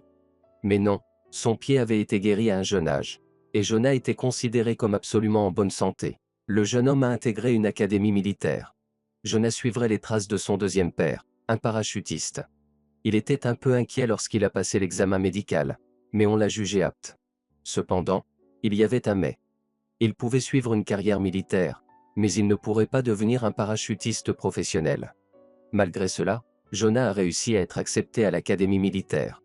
Il savait que son rêve ne se réaliserait jamais pleinement, mais il servirait néanmoins son pays, même en travaillant au quartier général. Jonah a travaillé dur à l'académie, réussissant toutes les évaluations. Cependant, une note dans son dossier médical l'affecterait plus tard. Il rentrait chez lui une fois par an, retrouvant sa mère, son père, sa petite sœur et son petit frère avec joie. Ces retrouvailles étaient également attendues par Jonah. Lors d'une de ses visites, il a eu une conversation avec Anna qui a rouvert douloureusement des souvenirs. « Maman, je me souviens d'elle, a dit Jonah. De qui? De Christin, ma grande sœur. Je n'oublie jamais Christin, a admis Anna en soupirant lourdement. Je me demande comment elle va maintenant, comment sa vie a évolué. Elle doit probablement étudier à l'université quelque part. Et si nous essayons de la retrouver maintenant? Où ça? Elle doit être dans un autre pays. Jonah a réfléchi. Il connaissait toute l'histoire. C'était vraiment compliqué. Christin avait probablement un autre nom de famille, et elle avait oublié sa vie précédente. Cependant, il y avait actuellement des émissions de télévision de recherche de proches. J'ai peur que si toute la vérité éclate, Christin aura du mal. Elle pense probablement que son père était un criminel, a ajouté Anna. Jonah a été contraint de convenir avec sa mère, mais il ne pouvait pas chasser les pensées de sa grande sœur. Le temps a passé. En 5e année, Jonah a rencontré une fille formidable. Deirdre achevait ses études de médecine. Une relation s'est rapidement développée entre les deux jeunes. Un mois avant d'obtenir son diplôme, Jonah a fait sa demande en mariage à Deirdre. Peu de temps après, ils se sont mariés. Cependant, leur lune de miel a été de courte durée, car une semaine après le mariage, Jonah est parti en mission. Lorsqu'il est revenu 3 mois plus tard, Deirdre a annoncé une grande nouvelle. Ils allaient bientôt devenir parents. Un mois avant la naissance de leur fille, Jonah a été muté dans la petite ville où il était né. Jonah était légèrement désorienté. Il était étrange de se retrouver dans l'endroit où il avait passé ses premières années de vie. Il avait quelques souvenirs du passé, mais tout semblait étranger, différent. Jonah a même retrouvé la maison où il vivait. Une personne âgée y habitait maintenant. Comment ils avaient obtenu cet appartement? Jonah n'en avait pas parlé, bien qu'il soit un peu contrarié, car, en fin de compte, sa mère avait perdu cet appartement à l'époque. Il a choisi de ne pas remuer le passé. Une maison de fonction a été attribuée à la jeune famille. Peu de temps après, leur fille est née. Jonah a proposé de l'appeler Christin, et Deirdre a accepté. Encore quelques années ont passé. Jonah servait dans une unité militaire, faisant souvent de longues missions. Deirdre s'était habituée à cela. Lorsque Christin a eu 3 ans, Deirdre a recommencé à travailler, dans la même unité militaire où son mari servait. Leur fille a été placée dans une garderie. Tout se passait comme d'habitude. Deirdre et Christin attendaient leur mari et père, mais ne s'ennuyaient pas. Entre le travail et la garderie, les journées passaient. Les week-ends et les jours fériés, Deirdre allait chez ses parents, car ils vivaient à proximité. De temps en temps, Ethan et Ashley leur rendaient visite. Les enfants fréquentaient déjà l'université. Anna et Jean étaient venus une seule fois. C'était loin, et il était difficile pour Anna de retourner dans la ville où tant de malheurs lui étaient arrivés. Cependant, lorsque Christin a eu 5 ans, tous les membres de la famille ont pu venir pour son anniversaire. Jonah était présent ce jour-là. Le matin, ils ont emmené Christin à la garderie, décidant de la laisser à l'écart des préparatifs de la fête. Deirdre, sa mère et Anna préparaient la table de fête. Ashley, Ethan et Jean décoraient l'appartement. Jonah était à l'unité. Ce soir-là, il a obtenu une permission anticipée, car sa femme l'avait spécialement demandé pour aller chercher leur fille à la garderie. Christin est sortie du groupe de la garderie, toute heureuse. Elle tenait quelques dessins dans ses mains. « Les enfants m'ont félicité », dit-elle joyeusement, en tendant les dessins à son père. Il s'agissait de dessins d'enfants représentant un gâteau d'anniversaire. Certains ressemblaient à des ballons, d'autres essayaient de dessiner Christin. Jonah souriait en regardant les dessins et n'a pas immédiatement remarqué le garçon qui était sorti du groupe après Christin. Le garçon s'est approché d'elle et l'a enlacée. « Christin, auras-tu un gâteau aujourd'hui » demanda-t-il. « Oui », répondit-elle joyeusement. « Un énorme gâteau, ma maman me l'a dit. Et des cadeaux, et des cadeaux. Papa m'a promis de m'offrir un ours en peluche, comme ça. » dit la petite fille en levant les bras et en sautant. « Non, ça n'existe pas. » secoua la tête le garçon. « Si, Jonah, ça existe, boude Christin, se tournant vers son père. « Papa, dis-le. »« Oui, oui, ça existe, dit Jonah, se détachant des dessins. « Christin, arrête de te vanter, préparons-nous à rentrer à la maison. » La petite fille courut vers son père, et ils fouillèrent dans le tiroir des vêtements. Le garçon, lui, les regardait. « Si tu étais ma sœur, tu m'inviterais à la fête, n'est-ce pas » demanda-t-il soudain à la petite fille, sans attendre de réponse. Il poursuivit, « Je te chanterai une chanson, tu veux ?» Et il se mit à chanter, « Je suis prêt à me jeter dans l'océan avec élan, je suis prêt à gravir un volcan sans peur, je ne crains aucune bête, mais avoir une petite sœur, c'est pire qu'un obus. » C'est une chanson de fille, répondit Christin par-dessus son épaule. Puis elle se retourna et tira la langue. Entendant la chanson, Jonah s'immobilisa sur place. Ces paroles, il les connaissait depuis sa plus tendre enfance, c'était la chanson que lui chantait sa sœur aînée.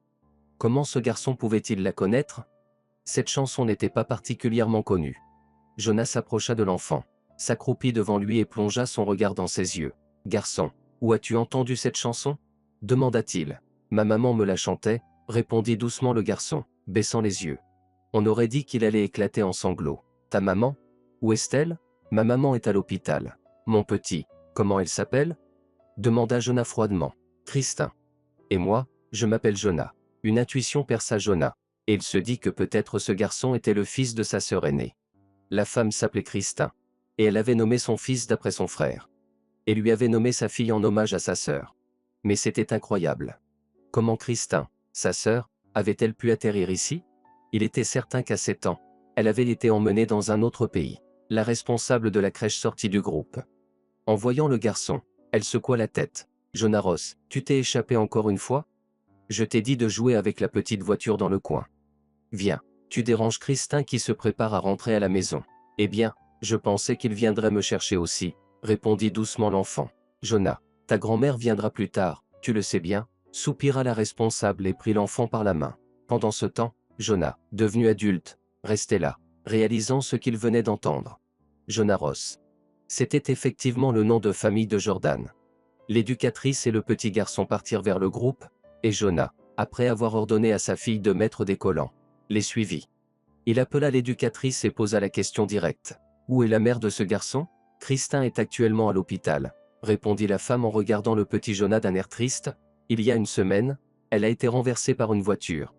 Le responsable a pris la fuite sans appeler les secours. Christin est actuellement à l'hôpital, et on ne sait pas si elle s'en sortira. Elle est dans le coma. »« Mon Dieu, quelle tragédie » murmura Jonah, devenant pâle.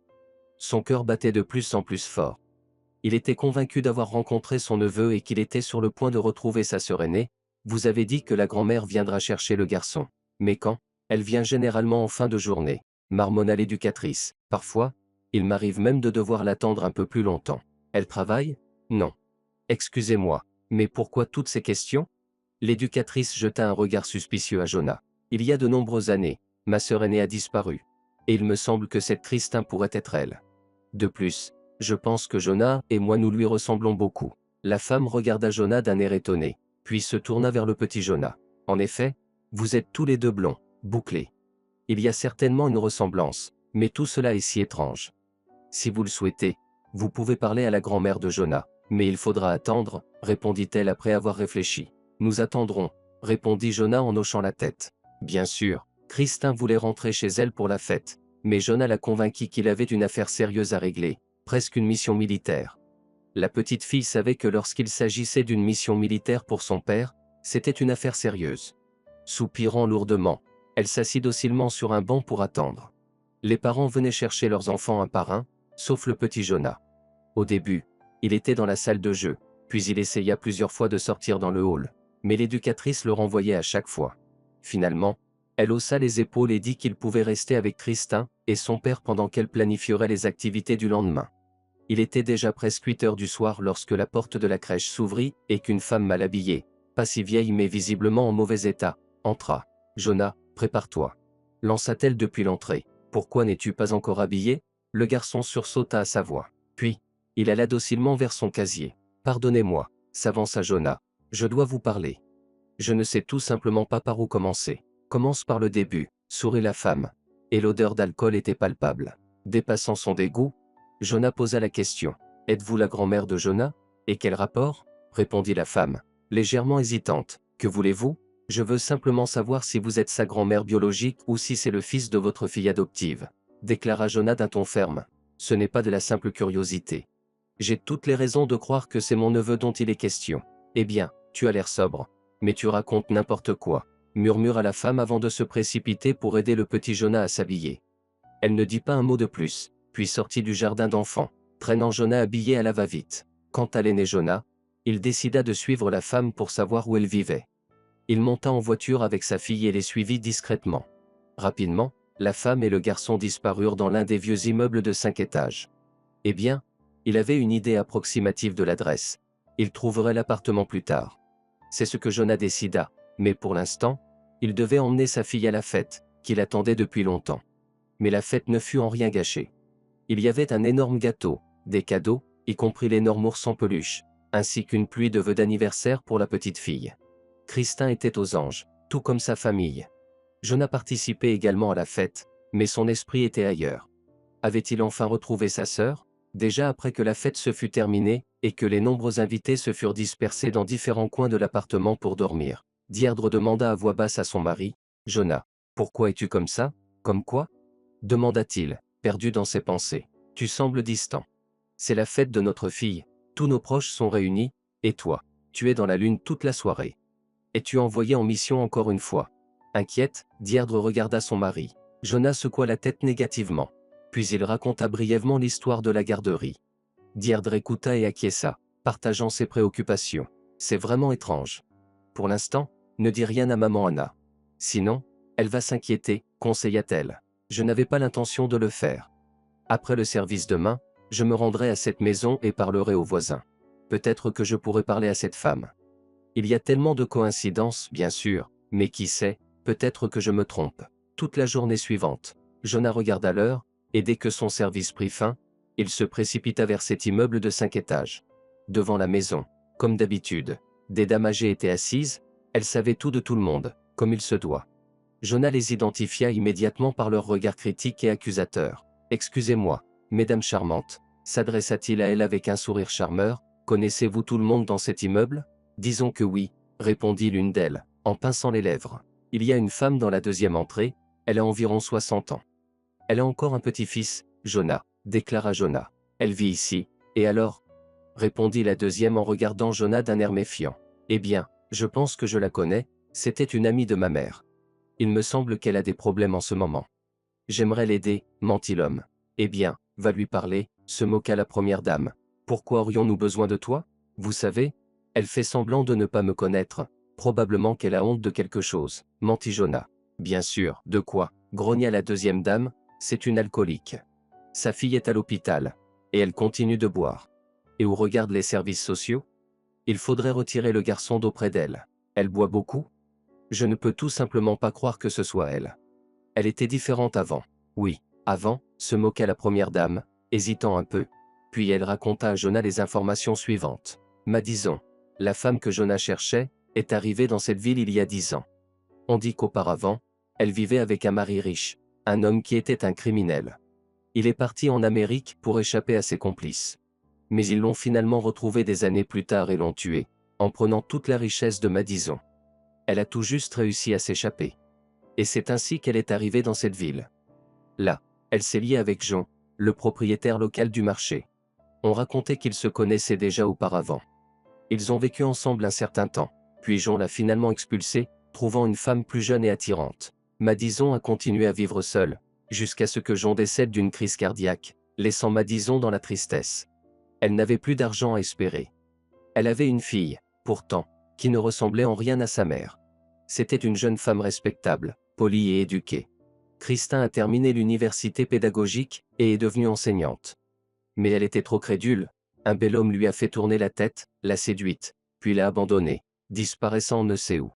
Christin est restée enceinte. Madison criait tous les jours à sa fille pour qu'elle se débarrasse de l'enfant. Mais Christin ne l'a pas écoutée, elle a accouché d'un fils. Elle s'occupait très bien de lui, c'était sûr. La famille manquait d'argent. Alors, lorsque Jonah avait 1 an et demi, elle l'a inscrit à la garderie, et elle est retournée au travail. Elle jonglait constamment entre l'école et la garderie. Madison n'aidait presque pas sa fille, comme si elle n'était pas la sienne. Pour gagner plus d'argent, Christin a également trouvé un emploi dans une maison d'édition. C'est ainsi qu'elle a continué à se débattre. Récemment, alors qu'elle rentrait chez elle après le travail, elle a été renversée par une voiture. Personne ne savait ce qui allait se passer ensuite. Jonah écoutait les vieilles dames qui se disputaient pour lui raconter cette histoire. Et il comprenait que le puzzle se mettait en place. Il avait enfin retrouvé sa sœur. Elle est à la maison maintenant? Demanda-t-il aux vieilles dames. Madison, c'est ça? Où d'autre pourrait-elle être? Elle est déjà allée chercher son petit-fils à la garderie. Excusez-moi, mesdames. Merci beaucoup pour cette histoire si instructive. Ensuite, il tendit quelques chocolats aux vieilles dames, que, en fait, il avait acheté pour sa fille. Mais que voulez-vous? Les vieilles dames faisaient de leur mieux. Jonah remercia chaleureusement les dames, puis se dirigea vers le bâtiment. 2 minutes plus tard, il était devant la porte délabrée, hésitant à sonner. Mais il s'est avéré que la sonnette ne fonctionnait pas. Jonah a frappé doucement au début, puis plus fort, et enfin il a frappé avec son poing. Qui est là? Entendit-il une voix féminine acariâtre demander de l'intérieur de l'appartement. La porte s'ouvrit brusquement, laissant apparaître Madison, les cheveux en désordre. Qui êtes-vous? Demanda-t-elle sans le reconnaître. Ta conscience? Répondit Jonah, en la faisant légèrement reculer pour entrer dans l'appartement. Eh bien, où allez-vous? S'écria Madison. J'appelle tout de suite la police. Allez-y, appelez. Tout sera éclairci comme il se doit. Et vous devrez répondre de tout. Pour la petite fille disparue, pour la mère effrayée, pour le petit garçon menacé par votre mari. Pourquoi avez-vous pâli? Quelque chose vous revient en mémoire, n'est-ce pas? Qui êtes-vous? Répéta Madison, cette fois, avec de la peur dans la voix. Eh bien, je suis ce même petit garçon, répondit Jonah. Bien sûr, il prenait un risque. Il n'était pas sûr de tout, mais la réaction de Madison lui avait indiqué qu'il touchait au but. Ce n'est pas de ma faute, murmura Madison, triturant le col de sa blouse fanée. C'est tout ce que Jordan avait inventé à l'époque. Ils se dirigèrent vers la pièce, qui n'avait clairement pas été rangée depuis plusieurs semaines, probablement depuis que Christin avait été hospitalisé. Madison s'assit sur le canapé, tripotant son col de chemisier défraîchi, et commença son récit. La fin de son histoire ne différait guère de ce que Jonah avait déjà entendu des vieilles dames, mais le début de cette histoire remontait bien plus loin. C'était à l'époque où Jordan avait donné de l'argent à Anna pour les soins de son fils. Il avait été séduit par la jeune enseignante et s'imaginait qu'elle serait reconnaissante envers lui. Mais elle lui avait refusé, ce qui avait rendu Jordan furieux. Pour lui, aucune femme n'avait le droit de le repousser. Madison savait que Jordan avait eu des relations avec d'autres femmes dans cette petite ville. C'était un phénomène récurrent chez lui, mais elle ne s'en préoccupait pas. Ce qui comptait, c'était qu'il lui donne de l'argent. Elle ne voulait pas qu'il parte, même s'il ne l'aimait peut-être pas. En fait, à l'époque, Madison avait reçu un diagnostic de stérilité secondaire, due à une interruption de grossesse malheureuse dans sa jeunesse. Cela l'avait choquée. Elle voulait un enfant. Même si elle envisageait d'en adopter un du foyer pour enfants, elle avait peur de l'hérédité des enfants de ce lieu. C'est alors que Jordan avait dit qu'il allait avoir une fille bientôt, une fille de 7 ans. Madison en était ravie. Pas de cris, pas de réveil nocturne, une princesse prête à l'emploi, surtout que la fille avait l'air charmante sur la photo que Jordan lui avait montrée. Madison savait que c'était la fille de la femme que Jordan courtisait, la même femme qui l'harcelait. Et alors? Madison éprouvait même une certaine satisfaction. Non, elle n'était pas jalouse. Mais quelque chose en Jordan avait été trop nerveux cette fois-ci. Pour obtenir la petite fille aussi rapidement et discrètement que possible, Jordan avait monté tout un stratagème. D'abord, il avait soudoyé les autorités locales, puis il s'était arrangé avec Jean, le commerçant du marché. Jean devait beaucoup à Jordan, c'est pourquoi il avait accepté de jouer le rôle d'un homme compatissant. Il avait convaincu Anna que la fuite était vitale, car l'enfant était déjà menacé. En passant, personne n'avait l'intention de faire du mal à Jonah à l'époque. Tout cela n'était qu'une mise en scène. Mais Anna avait cru. En remerciement de ses soins, elle avait laissé sa maison à Jean. Celui-ci, une fois Anna et son fils montés dans le train, avait aussitôt couru annoncer à Jordan que la mission était accomplie. Au même moment, une fausse lettre de refus d'Anna concernant sa fille avait déjà été rédigée. Au service de protection de l'enfance, il y avait aussi des personnes avides d'argent. Mais Jordan n'a pas hésité à dépenser, et bientôt Christin est devenue officiellement la fille de Jordan et Madison. Jean a vendu l'appartement d'Anna et Martin, et était lui aussi satisfait de la situation qui se dessinait. La petite fille a plu à Madison, bien qu'elle ait pleuré sans arrêt au début. Mais les bons psychologues et les médicaments ont fait leur travail. Christin a commencé à oublier sa précédente famille, et Madison était ravie. Elle était maintenant une mère. Certes, il a dû y avoir quelques moments de tension. Le père de Madison est mort. Une tentative d'assassinat a été commise contre Jordan, et des informations compromettantes sur son mari ont refait surface, le forçant à se retirer de la course électorale. Mais même dans ces situations, Jordan a réussi à s'en sortir. Il a rassemblé sa femme et sa toute nouvelle fille et les a emmenés dans un autre pays. C'est là qu'ils ont vécu. Puis son mari a finalement été retrouvé et assassiné. Il a dû revenir. Jonah connaissait déjà la suite de l'histoire grâce aux vieilles commères omniprésentes. Ce n'est pas ma faute. Pleurniche à Madison. C'est Jordan qui a tout inventé. J'étais sûr que ta mère avait donné son accord pour tout. Où est le garçon? Demanda-t-il sèchement à Madison. Lequel? Dit-elle en le fixant. Ton petit-fils, Jonah. Ah. Il est dans la chambre. Madison agita vaguement dans la direction des portes fermées. Il s'est avéré qu'elle avait verrouillé le garçon pour qu'il ne la dérange pas. Jonah lui a pris la clé, a ouvert les portes et est entré dans la chambre. Le petit Jonah était assis, recroquevillé dans un coin. Salut. Essaya de sourire l'adulte Jonah. Tu me reconnais? Vous êtes le papa de Christin, murmura doucement le garçon. C'est ça. Et tu veux que je te révèle un secret? Je suis ton oncle. Oncle. Le mien? Comment ça? Les yeux de l'enfant se sont soudainement éclairés. Ton oncle de sang. Oncle, emmène-moi loin d'ici. Pleura l'enfant en courant se jeter dans les bras de Jonah. Les yeux de l'homme adulte se sont embués. Mon Dieu, comme il était difficile pour ce petit. Vivre éternellement avec une grand-mère ivre, sans jamais recevoir une once de chaleur humaine. Oncle, pleurait l'enfant en disant. Ma grand-mère dit que ma mère va mourir et qu'elle me placera dans un foyer pour enfants parce que je suis une erreur de la nature. Je ne comprends pas. Qu'est-ce que cela signifie? Suis-je différent? Je ne crois pas que ma mère va mourir. Grand-mère dit ça pour me faire pleurer. Quand je pleure, elle rit. Tu ne resteras pas une minute de plus avec ta grand-mère. Nous allons chez nous, chez Christin. Vais-je voir ma mère? Demanda le petit garçon en essuyant ses larmes. Oncle, ça me manque tellement. Tu la verras certainement, répondit fermement Jonah. Tu l'emmènes? Dit-elle sombrement. Eh bien, soit. De toute façon, il est inutile. Tu n'es pas une femme. Déclara Jonah. Tu es un monstre.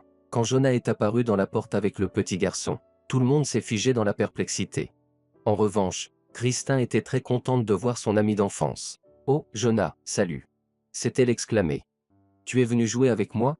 Oui, répondit timidement le garçon en jetant un coup d'œil à ce qui restait de la table de fête, où trônait un énorme morceau de gâteau. Eh bien, d'abord, nourrissez le petit invité, ordonna l'adulte Jonah.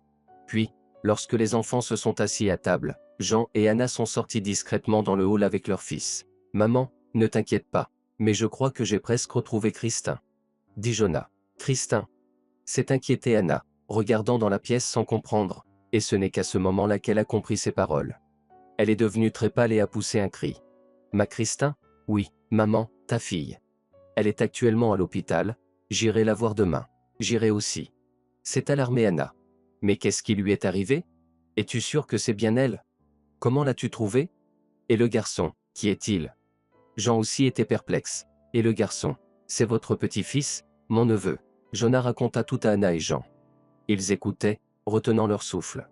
Ensuite, Anna commença à pleurer, car elle était convaincue que la petite fille était heureuse. Mais elle avait hérité d'un destin si difficile. Mais elle va guérir, n'est-ce pas? Va-t-elle guérir? Demanda-t-elle avec espoir, posant la question à plusieurs reprises à son fils. Avec l'aide de Dieu, tout ira bien, lui répondit Jean à la place de Jonah. Maman, viens rencontrer ton petit-fils. Lui dit-elle enfin. Ah oui, s'écria Anna soudainement. Pendant ce temps, Jean était déjà en train de discuter activement avec le petit Jonah. Le père de Jean avait vraiment le don de se faire aimer des enfants. Et cette fois-ci ne faisait pas exception. Le garçon, tout d'abord timide et effrayé, bavardait sans arrêt avec lui maintenant. Assis sur les genoux de son grand-père avec Christin à ses côtés, il tiraillait même sur sa barbe. Et le grand-père riait à gorge déployée. Anna s'approcha d'eux et s'agenouilla devant le petit Jonah. Jonah. Mon petit-fils. Murmura-t-elle. Tu ressembles tellement à ton oncle quand il était enfant. Tu es ma grand-mère? Demanda le garçon. Encore une autre. Et tu es gentille? Eh bien, Christin semble m'apprécier, sourit Anna à travers ses larmes. Pourquoi tu pleures? C'est de la joie. Les parents de Deirdre et Ashley se regardaient étonnés. Deirdre leur avait déjà dit des bribes, mais il était toujours difficile de croire à de tels miracles. Bientôt, le petit Jonah avait fait connaissance avec toute la famille. Il avait 2 oncles, 2 tantes, et même 2 grands-pères, dont l'un, le plus intéressant, avec une barbe qui ressemblait à celle du Père Noël. Cependant, Christin avait dit que ce n'était pas le Père Noël, mais son père. C'est fascinant. Père. Il y avait aussi 2 grands-mères, mais Anna l'embrassait, et le câlinait particulièrement. Madison ne l'avait jamais étreint de cette manière, et encore moins l'avait embrassé. Tout se serait bien passé dans cette histoire si la Christin adulte avait été avec eux. Mais il fallait encore la retrouver. Jonah n'avait pas vraiment compris dans quelle clinique elle se trouvait, malgré ses liens. Cependant, il a fini par apprendre où elle se trouvait. Le lendemain, lui, Anna et Jean s'y rendirent. Le médecin ne voulait pas les laisser entrer, disant que c'était une salle de réanimation et que c'était déjà tard. Mais finalement, grâce aux supplications de Jean, il céda. Vous avez raison, marmonna-t-il. Maintenant, seule une prière pourra l'aider. Tout ce que nous avons pu faire, nous l'avons fait. Ils entrèrent dans la salle de soins intensifs. Christin était allongé avec la tête bandée, entouré de fils et de tubes.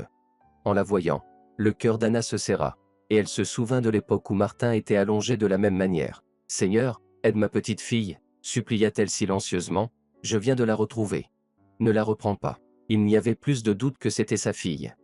Même avec la tête bandée et les yeux fermés, Christin ressemblait beaucoup à Anna dans sa jeunesse, et tout le monde le remarqua. « Ma fille, ma chérie », murmura Anna en s'agenouillant devant elle, l'embrassant sur les mains, « je suis là.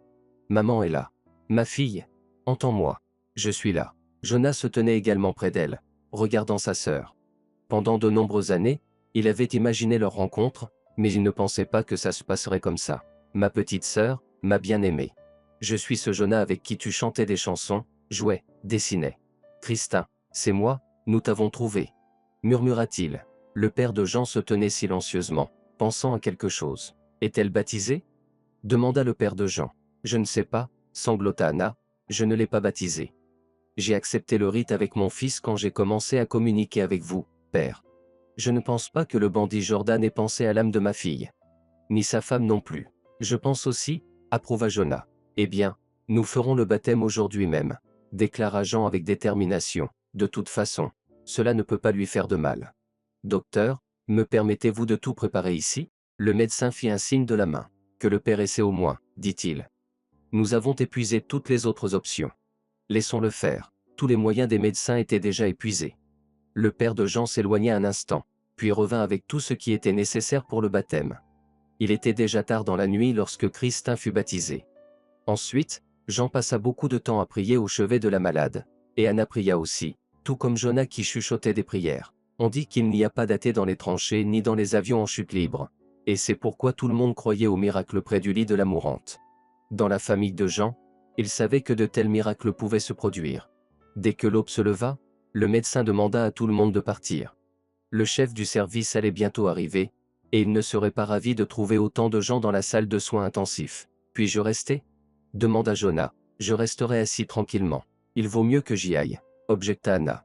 Non, maman, tu es à peine debout, répondit Jonah. Toi et père, allez chez nous. J'ai déjà appelé un taxi. Et toi? Tu es censé être au travail, gronda Jean. J'ai pris 2 jours de congé, je t'ai oublié le dire. Allez, reposez-vous. Maman, l'essentiel, c'est que nous ayons retrouvé Christin. Et tout le reste est entre les mains de Dieu. Tu as raison, mon fils. Répondit Jean pour elle. Partons. Chez notre petit-fils et notre petite-fille. Ils partirent, et Jonah resta près du lit de la malade. Christin respirait paisiblement, et il semblait que d'un instant à l'autre, elle ouvrirait les yeux. Cependant, cela ne se produisit pas. Jonah ne se rendit pas compte de quand il avait posé la tête sur le dossier de la chaise voisine, s'endormant, une main sous sa tête, l'autre tenant légèrement la main de sa sœur. Jonah commença même à rêver d'un rêve, quand soudain il sentit comme un papillon bougeant dans sa paume.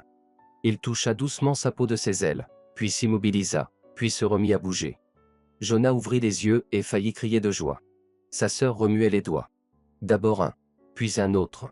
Jonah sortit de la salle. « Docteur, ses doigts bougent. » dit-il, hors d'haleine. Le médecin, qui dormait sur un fauteuil, se leva précipitamment.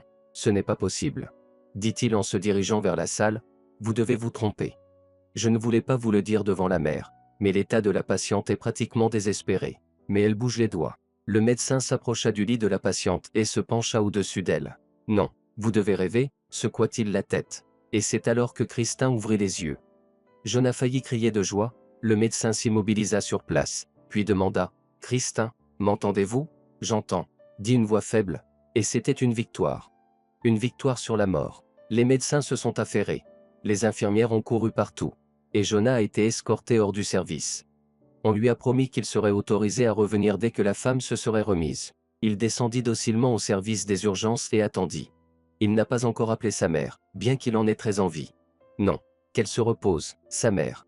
Elle a tant souffert. Il a dû attendre longtemps. Et Jonah a même réussi à s'endormir. Il fut réveillé lorsque quelqu'un le secoua par l'épaule. À côté de lui se tenait un médecin de soins intensifs. « Comment ça va » demanda Jonah, l'air inquiet. « La patiente est sortie du coma, c'est un véritable miracle. » Répondit le médecin. « Puis-je la voir ? Pas maintenant. Elle est encore très faible. De fortes émotions pourraient annuler tous nos efforts. Soyez patient. Nous vous laisserons rentrer dans quelques jours. » Jonah rentra chez lui et annonça la bonne nouvelle à sa famille. Christin va survivre. Quelques jours plus tard, comme le docteur l'avait promis, Jonah, Anna et Jean furent autorisés à entrer dans le service. Ils avaient emmené avec eux le fils de Christin. Le petit Jonah était tellement heureux de cette rencontre imminente. Et quand il vit sa mère, complètement bandée, il resta figé sur place. « Maman, c'est toi » demanda-t-il timidement. « Mon chéri » répondit doucement Christin, « c'est moi. Ne sois pas effrayé. » Approche. Le petit garçon s'approcha prudemment de sa mère, et lui caressa la main. « Maman, tu m'as tellement manqué. » dit le garçon. « Je suis tellement heureux que tu te sois réveillé. C'est bien, mon chéri. Comment as-tu fait sans moi? C'est bien maintenant. J'ai trouvé grand-mère Anna et oncle Jonah. Et j'ai une petite sœur aussi. Elle s'appelle Christin comme toi. Je ne comprends pas, murmura la femme. Et c'est alors qu'Anna ne put plus tenir et s'approcha du lit. Christin, ma fille, c'est moi, ta mère. Ta vraie mère. Maman, murmura Christin de la même manière. Mais comment?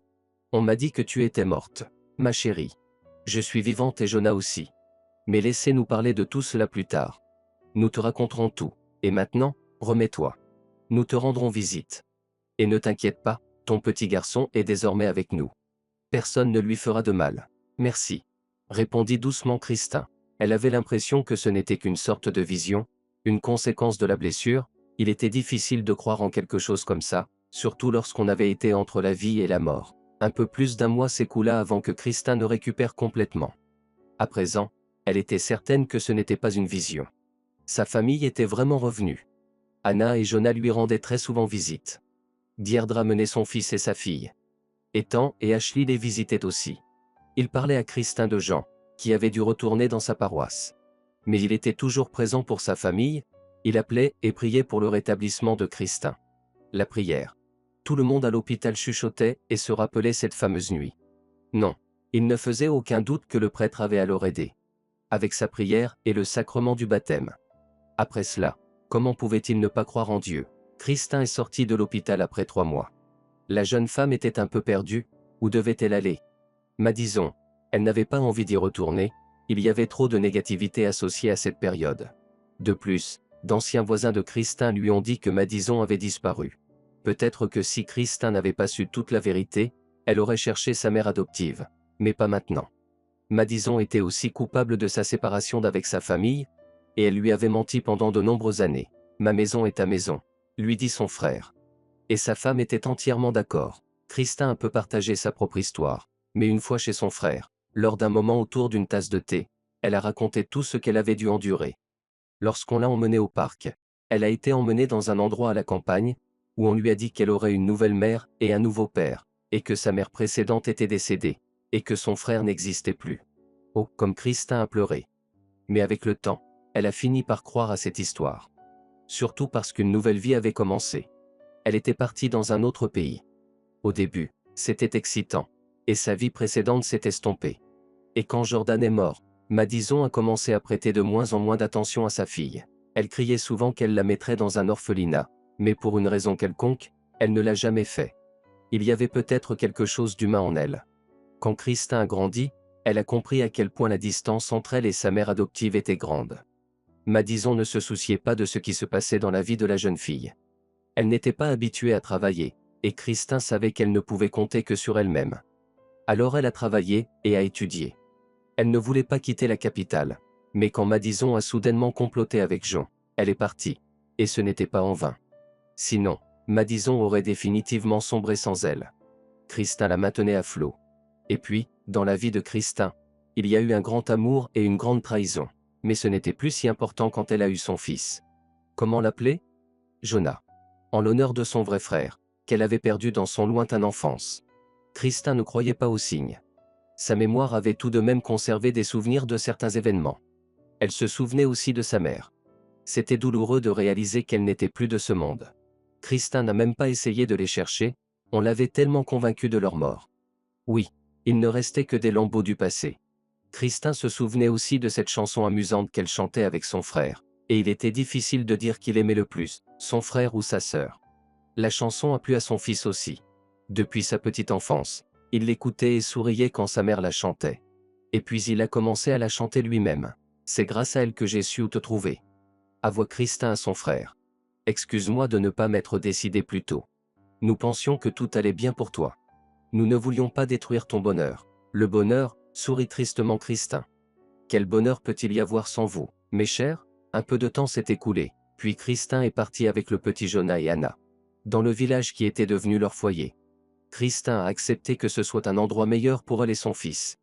Et c'était le cas. Bientôt, elle a trouvé un emploi dans une école. Jonah a commencé à aller à la maternelle. Et 1 an plus tard, Christin a rencontré son amour là-bas. Ben travaillait également à l'école. Le père Jean les a mariés. Une grande famille heureuse est devenue encore plus grande. C'était particulièrement bruyant dans la petite maison près de l'église l'été, lorsque tout le monde était en vacances. Les grands-parents et petits-enfants venaient rendre visite, ainsi qu'Ashley et Ethan avec leur fiancé. Et Deirdre a eu un petit garçon. Jonah était si fier. Son héritier grandissait. Le successeur de la dynastie militaire. Si Dieu le veut, il deviendra sûrement parachutiste. Christin était enceinte. Ben était prêt à la porter tout le temps. Christin lui a même fait des reproches, disant qu'elle n'était pas malade, juste enceinte. Les enfants, Christin et Jonah, aimaient tellement se retrouver chez grand-père et grand-mère. Jean et Anna, en regardant leur famille, ne faisaient que sourire. Mais la petite maison était devenue un peu étroite, il était peut-être temps d'en construire une plus grande. Mais cela dépendrait de la volonté de Dieu. Oui, cette famille a traversé de nombreuses épreuves et a réussi à se retrouver. Un miracle? Peut-être, mais cela arrive vraiment.